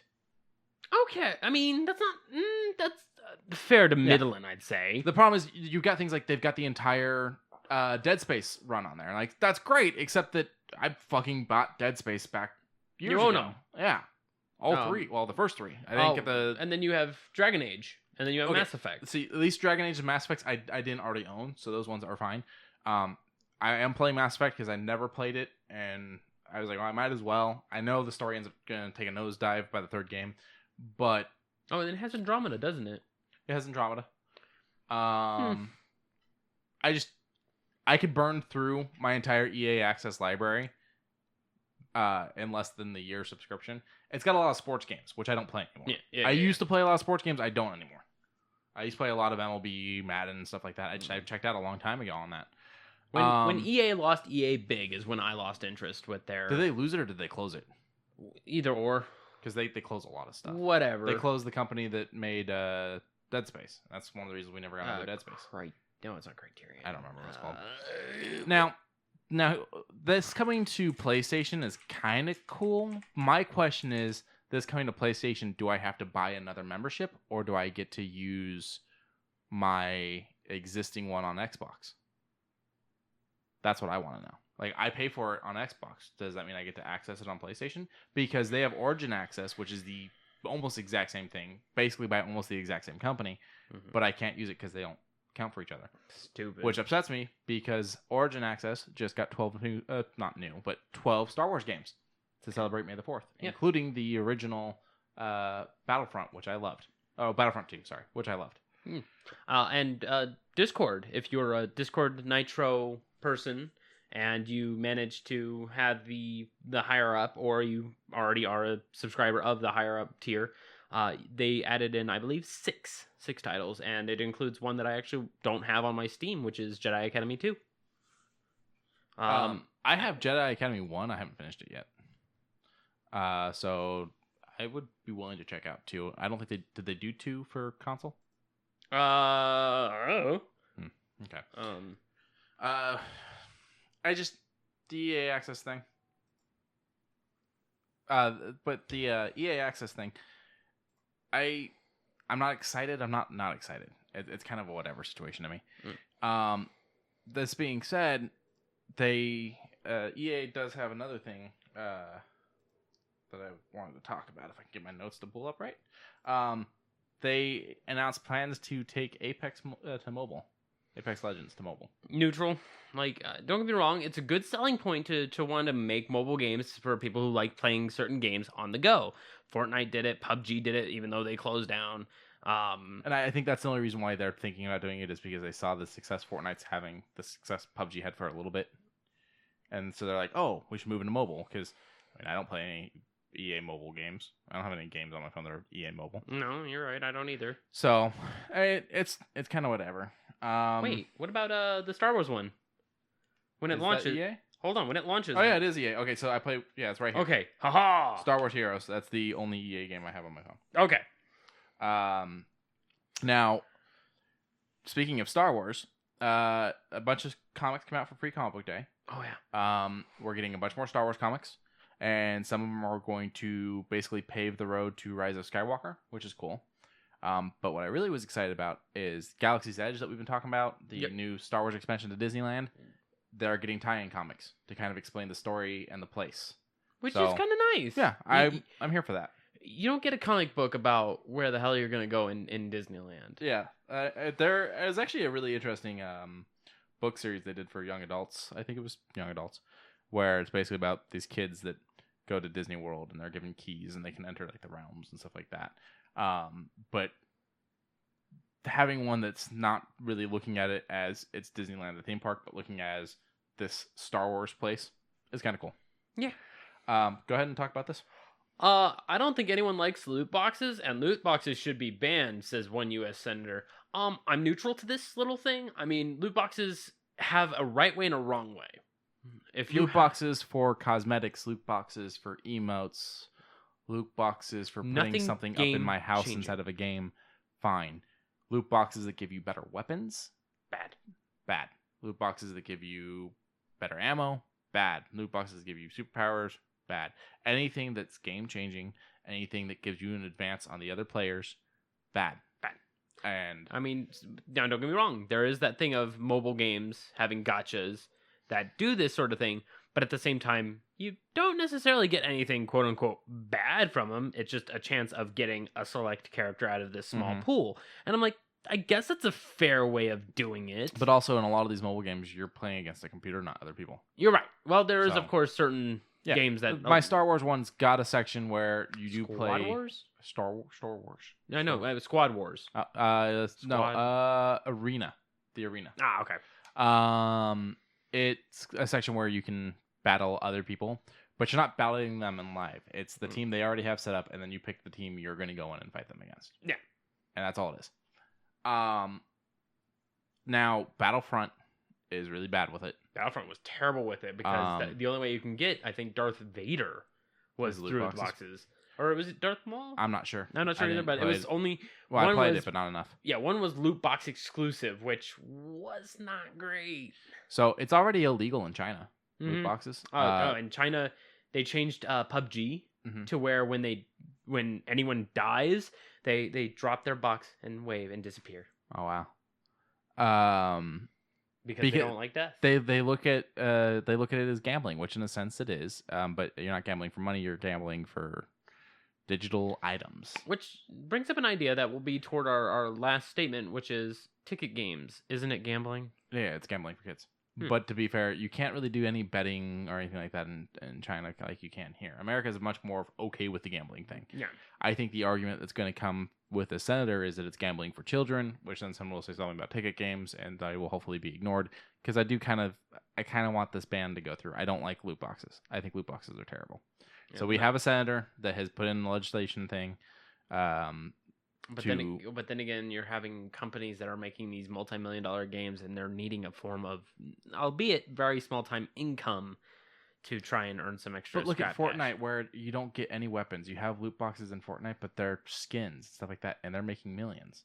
You're right. Proving that you can do it without doing guns, without doing. Well, they added those recently. Did they add guns recently? Ending of season 7, beginning of season 8, where it's actually like you get a loot box. Well, that's the thing though. You don't start the game with guns.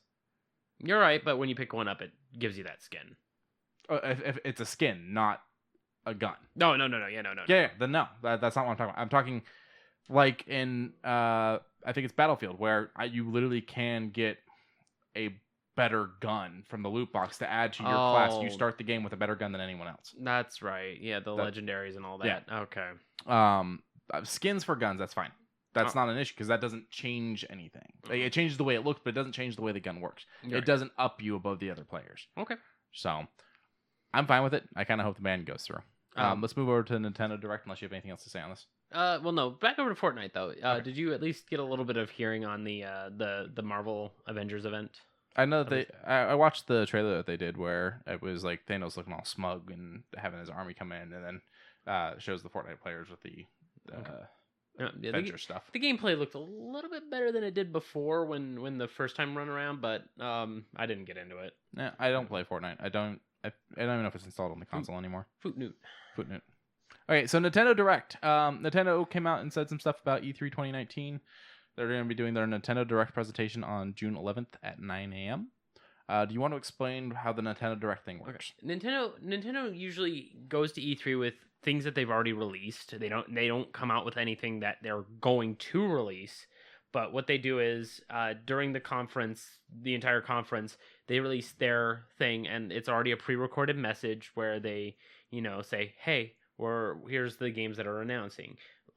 Here's things that are going to be coming out over the next year," and then they do their little switch snap, and I'm just like, did he just snap everyone out of existence? Oh no, wrong snap. He's got to have the gauntlet. He's got to get the got. But something tells me it'll probably be Super Smash Bros. Ultimate characters for the next coming year, because they have a season pass going right now. Mm-hmm.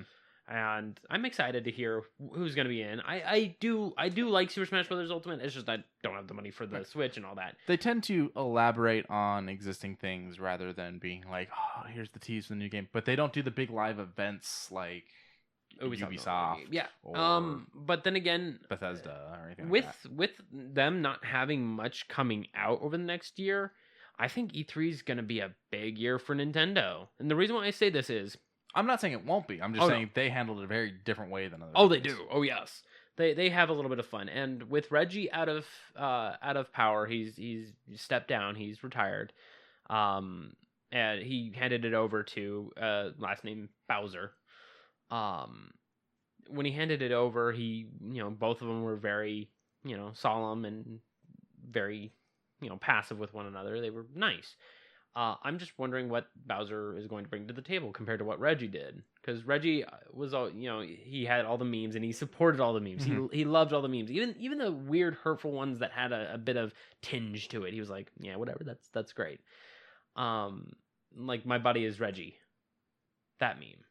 I don't think I know that one. Where he was for Wii Fit. Oh, he says, "My body is ready," and then everyone started doing "My body is Reggie." gotcha. Yeah, it was the small shit that he enjoyed. I'm wondering how Bowser's gonna start to be. He's already made some jokes online. Didn't he do like a video and everything? He did a halfway video, but I'm curious on how he'll take the memes. Yeah, he seems like a fun guy already based off the video he did. Yeah, so I mean, I'm excited to see what he tries to push up in the E3. There's gonna be so much news at E3, even with all the companies that said they're not gonna be there. It's gonna be really hard for us to pick what we're gonna talk about. It's got to be some stuff that blows us away, either with our presentation or just our pure excitement for the game. Yeah, we're gonna have to limit it, and we're probably gonna just do a quick gloss over the shit we're not gonna talk about, and then hit all of the major points. Because you're right, there is going to be a lot. Other than that, I don't have much to say on the E3 2019 until that comes up. Yeah, it's just Nintendo announced that their Direct's ready, or not ready, but timed and everything. So I've got 2 movie news things and 1 more game thing before we move on to our topic. Okay. So the game thing was something I meant to mention earlier. Respawn steps out against cheaters and bans over 770,000 players from Apex Legends. I actually don't have much to say about that. I mean they've done it for every game, but that is a lot of fucking players. Yeah. But for a free-to-play game, you can make an account and just hop right back in. Fuck cheaters. Fuck cheaters, yeah. You literally... I ran into one while I played. Like, it was bad. Like, he had a wingman. Pop, pop, pop. I was down. Pop, pop. Reload. Pop, pop, pop. And, like, his reload was, like, halfway reloaded before he was already shooting again. I was like, oh. Yeah, they found a bunch of them and took them down. Yeah, good. Get them out of here. This was one I meant to mention when we were talking about the Disney schedule. Out of that schedule, they showed a lot of Fox stuff, including New Mutants, the horror X-Men type movie we're getting. Good. Dark Phoenix, all that. What was missing was Channing Tatum's Gambit movie that keeps getting delayed. Poor guy. I feel bad for him, but this was not something I ever wanted to happen, so I don't feel that bad. Yeah, I mean, I'm neutral. Like, I didn't know. think you'd make a good Gambit, especially because like Gambit is supposed to be from like New Orleans. It's supposed to have that drawl. Yeah, that nice southern drawl. I saw Pick a card. I saw Tatum do kind of his hick voice for Kingsman 2, and it wasn't bad, but I was like, I'm not sure I can see him. I can see him as like a Tennessee, not much as a Louisiana. Yeah, that's a good way of putting it. Yeah. So I don't know. It's sad, but it's not that sad. I mean, we'll probably see him in the coming X-Men things if there's going to be one. Maybe. Now here's another thing. Go for it. They're doing a Hellraiser reboot. The guy that wrote the Dark Knight movie is the one that's working on it. Now, I am not here for this at all for a couple reasons. I am a fan of Hellraiser. I'm a fan of Clive Barker, the one that wrote both the book and all the movies except for the last one. He was busy, and they didn't want to wait for him. The guy that played Pinhead was busy, and they didn't want to wait for him. So they made a movie without both of them, and it was crap. I'd like to point out I like Clive Barker's Jericho. I've only seen the first Hellraiser, so I do like Clive Barker's Jericho. Okay. Even though that got a shitty movie adaptation with Hugh Jackman. Did it? Wow, I didn't know about that. He's got a lot of really good books, and he's got some pretty good movies, and he's got some rougher movies, but Clive Barker's a pretty cool dude. he's interesting. He's an artist. He paints. But he's got these visions in his head that I feel only he can properly show. And so when Hellraiser's last one came out and it didn't work and everything, Clive just kind of came out and went, no child of mine. Oh. So now that they're talking about doing... Oh, yeah, Candyman. There you go. Candyman's amazing. Nightbreed is amazing. I will say Midnight Meat Train I didn't like. I'm wrong. I am very incorrect, and I'm correct. No Jericho movie? It wasn't Jericho. Clive Barker... Van Helsing. I didn't know he did a Van Helsing. Was it Helsing? I don't think so. They did a Van Helsing movie with Hugh Jackman, yes. That's it. But I don't think it was Clive Barker. Okay, then disregard everything I said. I'm an idiot. I thought it was Clive Barker. Okay, No, all right. Okay. Well, then who made Van Helsing? I'm pulling it up right now.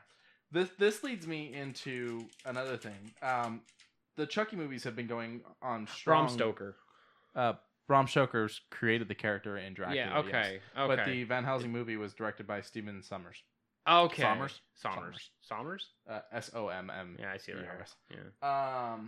But there's the Chucky movies have been doing pretty well with Mancini. Yes, Seed of Chucky was terrible, and he realized that, and so he came back with Curse of Chucky and Cult of Chucky, which were fucking amazing. And now studios have decided that they're going to reboot Chucky, even though he's working on a Chucky TV show because he owns the characters. So there's a reboot coming out where he's not named Chucky, he's named something else. It's a rogue AI, and it's voiced by Mark Hamill. Mark Hamill's the only good part about all of that. The same month that's coming out, someone else is releasing a Chucky movie as well. They're both Child's Play. Yeah. Let's see who's actually in this new Child's Play. Aubrey Plaza plays the mom. Gabriel Bateman. Yeah. Tim Matheson. Yeah. I can't. I don't think the cast is bad. I think that the doll looks stupid and the movie's unneeded. Okay. I think it's got a great. Mark Hamill's fucking amazing. Like him voicing Chucky, that's crazy. But it just proves that studios are going to do what they want, no matter what. Now, there was a year where we had 2 Snow White movies come out the same year by 2 different studios. One was Mirror Mirror, and the other one I think was Snow White and the Huntsman. That's it. Yeah. With one of my favorite actors. I can't even remember his name because Snow White and the Huntsman. I think it was. Wasn't it Hemsworth? Yes. Yeah. All right. Let's move on to the topic for the day, and we'll close out the day. Bam. Okay. I love arcades. Yes. I've always been a fan of arcades. See, the problem is you grew up in Vegas, though.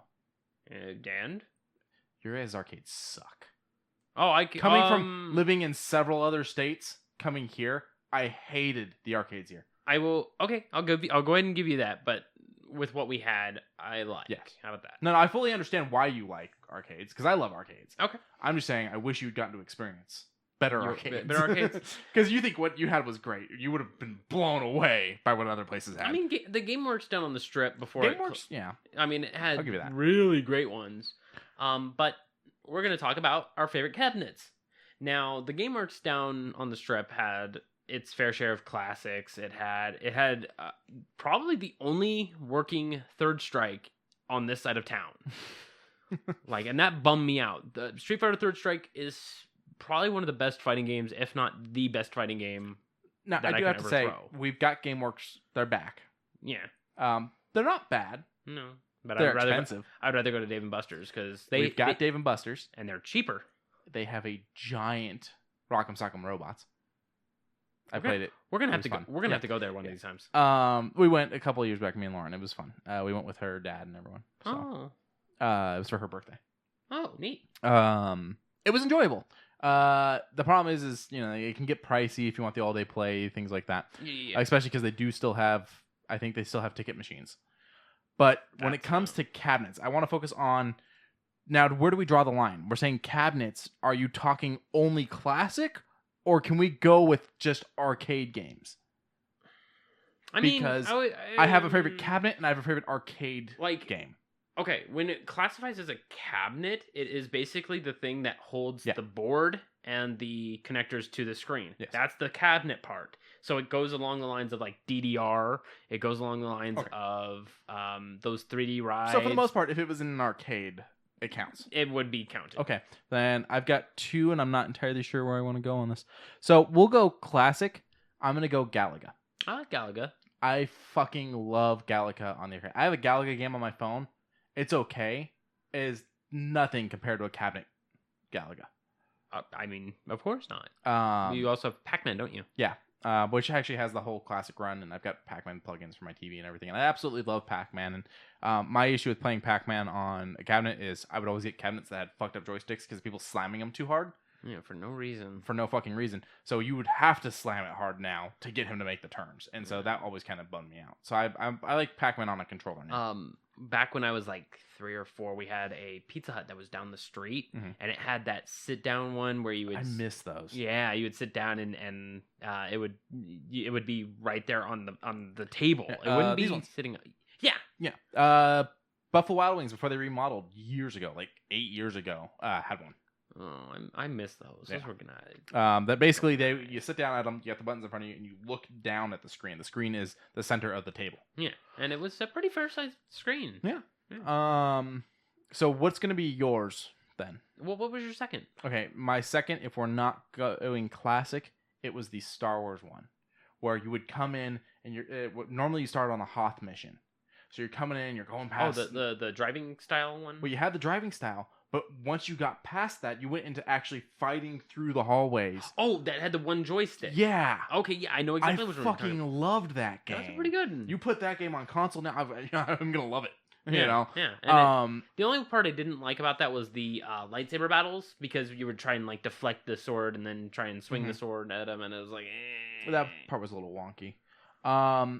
There was other games in the same style. I had the Jurassic Park one. That one was okay. I didn't like that one as much. But those were ones you actually sat down in, and that's why I was like, where do we call it on cabinets? Because I'm sitting inside the machine versus standing at the machine playing it. All right. So, as for me, I've got like a bunch. I'm a huge arcade fan. First one I brought up is called Too Spicy. Never heard it. Never even seen this. It is you versus it's PvE until someone joins in. Mm-hmm. Then it makes bullet holes in the screen and says a new challenger crosses. Okay. And then it's you versus the friend who's on the other one, and it's got a lot of duck and roll mechanics. If you have anyone who has low ammunition, it has fast zoom in. If you zoom in on them and get a headshot, it knocks them down for a second. You can hit them while they're still down. It had a lot of really interesting. It looks like it's got a pad you put your foot on. Yeah, it's got two, so you can double tap on left, double tap on right. It does a duck roll that gives you some armor frames. It was made by Sega. It was well implemented. It had very unique characters. It had a big shotgun boy, so in case you were terrible at aiming but wanted to do some pretty high damage. You had a guy with 2 revolvers that were like 2 M9s. If they were to do a console version of this, would you play it? Console or PC version? No. You would no longer have the foot control. Yeah, no, I would need that. Okay. If they managed to implement it like well, how you could do DDR at home. Yeah, with the Mania. Yeah. I mean, if they had something that wasn't like that. Do people ever have anything like that again? Oh, what, DDR? Yeah. Like where you would actually have to buy the expansion pad. Like they Yeah. tried bringing Rock Band back recently, and it didn't do that well. It did not do well. If they tried to, I can foresee maybe, but I don't know. I mean, the technology's gotten better. But then again, this also is a light gun style. Yeah. So I would say, give me the light gun, make light gun technology a little bit more advanced, give it everything, good calibrations, all that. You get a thumbs up from me. Okay. As for, like, I'll admit, I never used to be this big. I used to always be a little bit more thin. After I was done with work, I would either go work out or head to the arcade and play Into the Groove, or In the Groove, which is a DDR clone that had, in my opinion, better music. And in the Groove 2 or 3, it had a USB slot so you can add in your own music with that's your own cool. steps. And I used to load up a couple good songs and even some old songs from the DDR era where I enjoyed them, but with harder beats. And that would be my workout. It would be good cardio. I would hold onto the bar so that way it would be my upper body training. It had everything. I always found those people that would get crazy and start slapping the buttons with their hands and everything. Believe it or not, some of them actually included that. Yeah, I was like, holy shit. Yeah. There was a version of this at like Chuck E. Cheese that was for kids. That instead of being a dancing game, it was spiders you were squashing. Do you remember that? I do. Okay. I do. Spider stomping. Okay, was that what it was? Yeah. I remember it. It was a ticket game. I sucked at it. Yeah. I sucked at DDR also though. Yeah. So. No, this one required a lot of attention, and like my whole entire maybe end of high school and beginning of career. I have another one I just thought of. Go for it. House of the Dead. Fucking love it. House of the Dead was any of them. Any of them. Except for the latest incarnation. I haven't played the latest incarnation. Okay, the latest incarnation was it had an award for a brief while of having the most F-bombs dropped in a video game. Damn. And that was its only accolade. Wow. But I can recall right now a couple scenes from House of the Dead 1. Talking about G, the weird little imp guy talking about G, you'll die like G did. You know, it's all slowly coming back ever since you mentioned it. You know they made 2 really, really, really bad House of the Dead movies. You ball did them. Oh, that's right. We talked about that. Okay, Yeah. I remember now. You ball did them. If we're gonna go back to fighting games, bam, Marvel vs. Capcom 2 cabinet. 2. Yes. The Orleans had this cabinet for a long while, and they added in one of those 10 coin that hold quarters up. Mhm. I would have one that actually specifically had a letter on it, so that way it wouldn't get lost, and everyone would take their quarter and move all the other ones up. And it was always at least 8 deep. Like our fights were monumental. And the character choices were always good. We always made it like an inside rule to ban Iron Man and ban Magneto because they could infinite combo. Oopsie doodles. But we all had a great fucking time trying to figure out new subset combos and just figuring, Sabretooth was always a low tier, but I always enjoyed him. He was always a good entry kind of person. And all of them had their individual spark. Like you played any of the Marvel set, you see Spider-Man do Maximum Spider, and I guarantee you'd probably get goosebumps. Probably. It had good charm.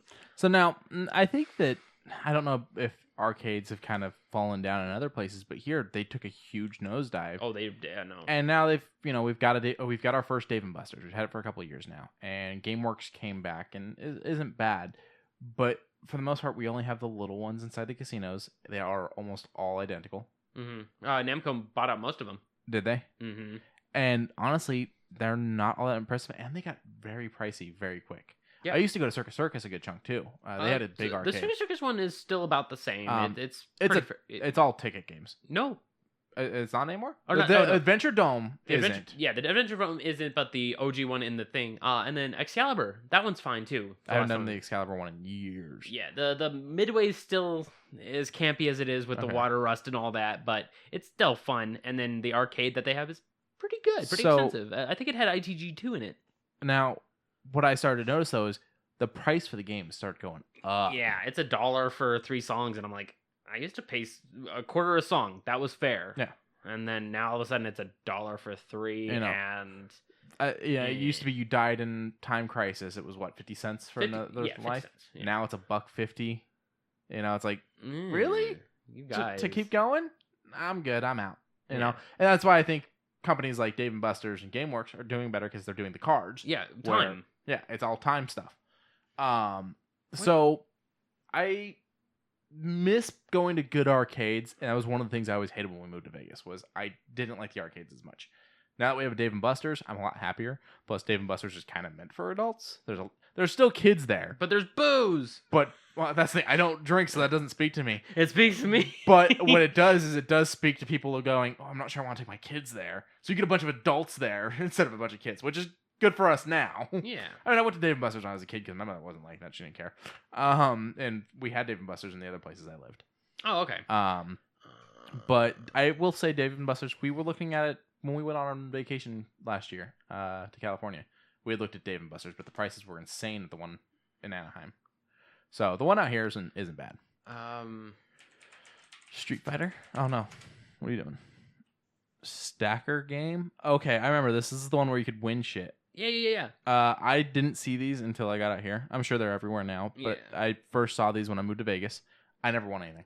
Yeah, I've always won the minor prize, and then I was like, I'm greedy, and then I would always try, and I'd be like, oh, I failed. Okay, cool. Yeah. And they're $2 to try and win like an iPad. So I mean, if you know the proper timings, because it's actual time based. It's not a actual visual. It's time, and I've never understood the time. So The other thing I did a lot was Hot Fingers, which is the one where you have to go through the maze with your finger. I got a first degree burn doing that. Really? Yeah. Running your hand across the screen too much. Yeah. And I was like, oh, great. A lot of that's the thing. I always liked. Don't get me wrong, the tickets are fun because you get prizes and whatnot. But I always enjoyed the cabinet games that weren't ticket games more. Oh, hell yeah. But we had a lot less of those out here.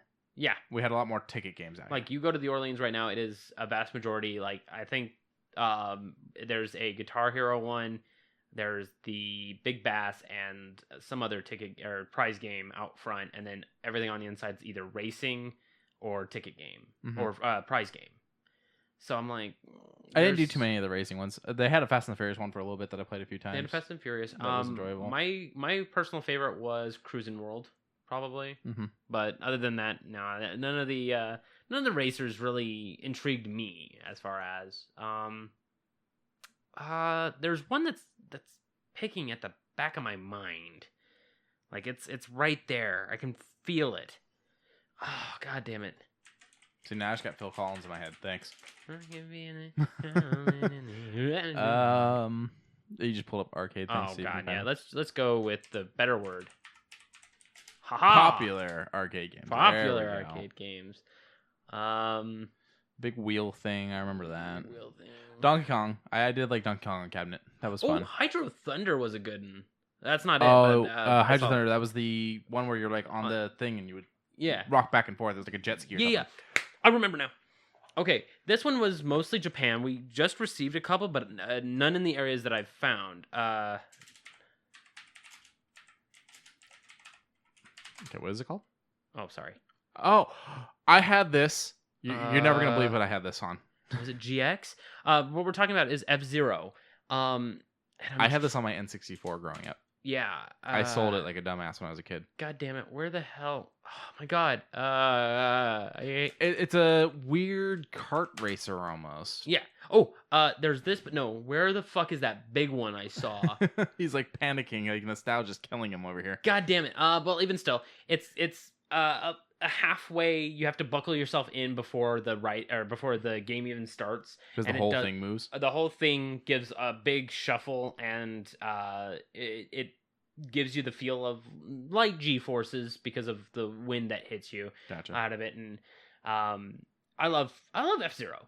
Mute City is probably one of my favorite songs out of any Nintendo game because it's so memorable. I think it was F-Zero I had on the N64. Like that screenshot you pulled up looked like it. And I had it for years before selling it like a dumbass. But I never got much into like the snowboarding ones or anything like that. But you know which one I played a lot of was the one where it was the helmet you would pull down, you would wear, and then you would take the controls, and you were basically controlling a tank or some kind of beach defense or something like that, and there was like tanks and planes and shit coming in, and you were shooting them down. Yeah, okay. You remember that one? Yeah, it was like full. It was supposed to be like one of the first like 3D, 4D type of game things. Yeah. Top Skater, where you put your hands on the sides and you're riding a skateboard down the hill, and the song, I believe there was a popular song. Sorry. Oh god. Like there was one song at the very beginning. I mean, you can click more and see what the rest of them are. Yeah. I didn't do Top Skater. Like I said, I wasn't much into the board ones. If I had a gun, I was a lot more interested. Yeah, I know, right? Well, even still, it originally started with it, and then right next to that would be another Sega title, because both these are made by Sega. The other one was Crazy Taxi, which starts off with Offspring. Okay, yeah. Yeah. I remember Crazy Taxi, and actually, they recently gave that to us for free on Xbox because of Gold. Yeah, I mean, I like Crazy Taxi. But I went back and played Crazy Taxi, and I was like, ooh, this is a lot rougher than I remember. Are you ready? Hey, all you crazy cats. Let's get ready for some Crazy Taxi. There you go. I'm trying to find it. I can't. I know I sent it to you years ago. I came across a gutted arcade machine. I can't find the photo now, and it's driving me a little nuts. Gutted arcade. Okay, what was it for? It was. Remember? It was another one of like the skating ones or something. I don't know. I sent you the photo a long time ago. Okay. And it's driving me nuts. But I came across an arcade machine. Someone had gutted and just left just the cabinet. That's okay. I do remember now. Remember it now? I do remember. I was so sad to see it like that. Okay, I thought it was like one of those stock photos, but no, this is one that you I was took shedding a tear. Yeah, I actually came across it in person. But yeah, Galaga and Pac-Man for the classics. I mean, I liked Street Fighter 2 would probably be my classic because Turbo is way up there as far as games I can play right now. So the other thing is, when I was really young, we would go to laundromats to do our laundry, and Pac-Man was always at the laundromat. Yeah. So that was another one where I was like, okay, Pac-Man. Marvel vs. Capcom 1 would probably be up there. And get this, with Marvel vs. Capcom 1, the end boss is Thanos, and he has the stones. Yeah, the stones have been around a long time. Well, no. It involves the Capcom characters in a pretty genuine way. Not like the Marvel vs. Capcom 3 way where, our worlds are colliding. Gotcha. It's breaking. This one's just, we're all a part of this world. We're going to go fight Thanos. Gotcha. And he has already got all the stones, and the end bosses, he can change between them, and when he does certain abilities, he can freeze time, and if you're not blocking, he hits you automatically for, a set number of damage. He's very unfair. So you gotta be a combo god. Which one was it that I got on Xbox recently that was pissing me off because the final boss is Galactus and I can't get past him? I think that might be 3 or Infinite. I think it's 3, not Infinite, because Infinite was the second one I got because that came out on Game Pass. Okay, then yeah, it's probably 3, but yeah, it's a pain in the ass. He brings in Wesker and someone else. Just to be an asshole to you. Pretty much. Yeah. What is it called? Marvel vs. Capcom 2 probably had the most fair out of end bosses for the Marvel vs. Capcom series because it's 3 forms. Its first form is an average-looking dude. He has almost all the powers of most of the characters, but he only uses a select few because move sets. His thing kind of comes off like Dr. Doom, where he flashes his hands over his body and he manages to spray out energy from his fingers, that sort of thing. Then the second form is a bit more grotesque and blobule, and then the third form is just this giant fuck off thing. See, I've always been pretty bad about fighting games, though, so that's why I didn't really play fighting games at the arcade, because even with the joystick, I still sucked. Like, you mentioned getting me a fighting stick for playing on console. I don't think it would do any good. Like, I sucked too much when it comes to these games. Oh, no, I'm sorry. The first form was like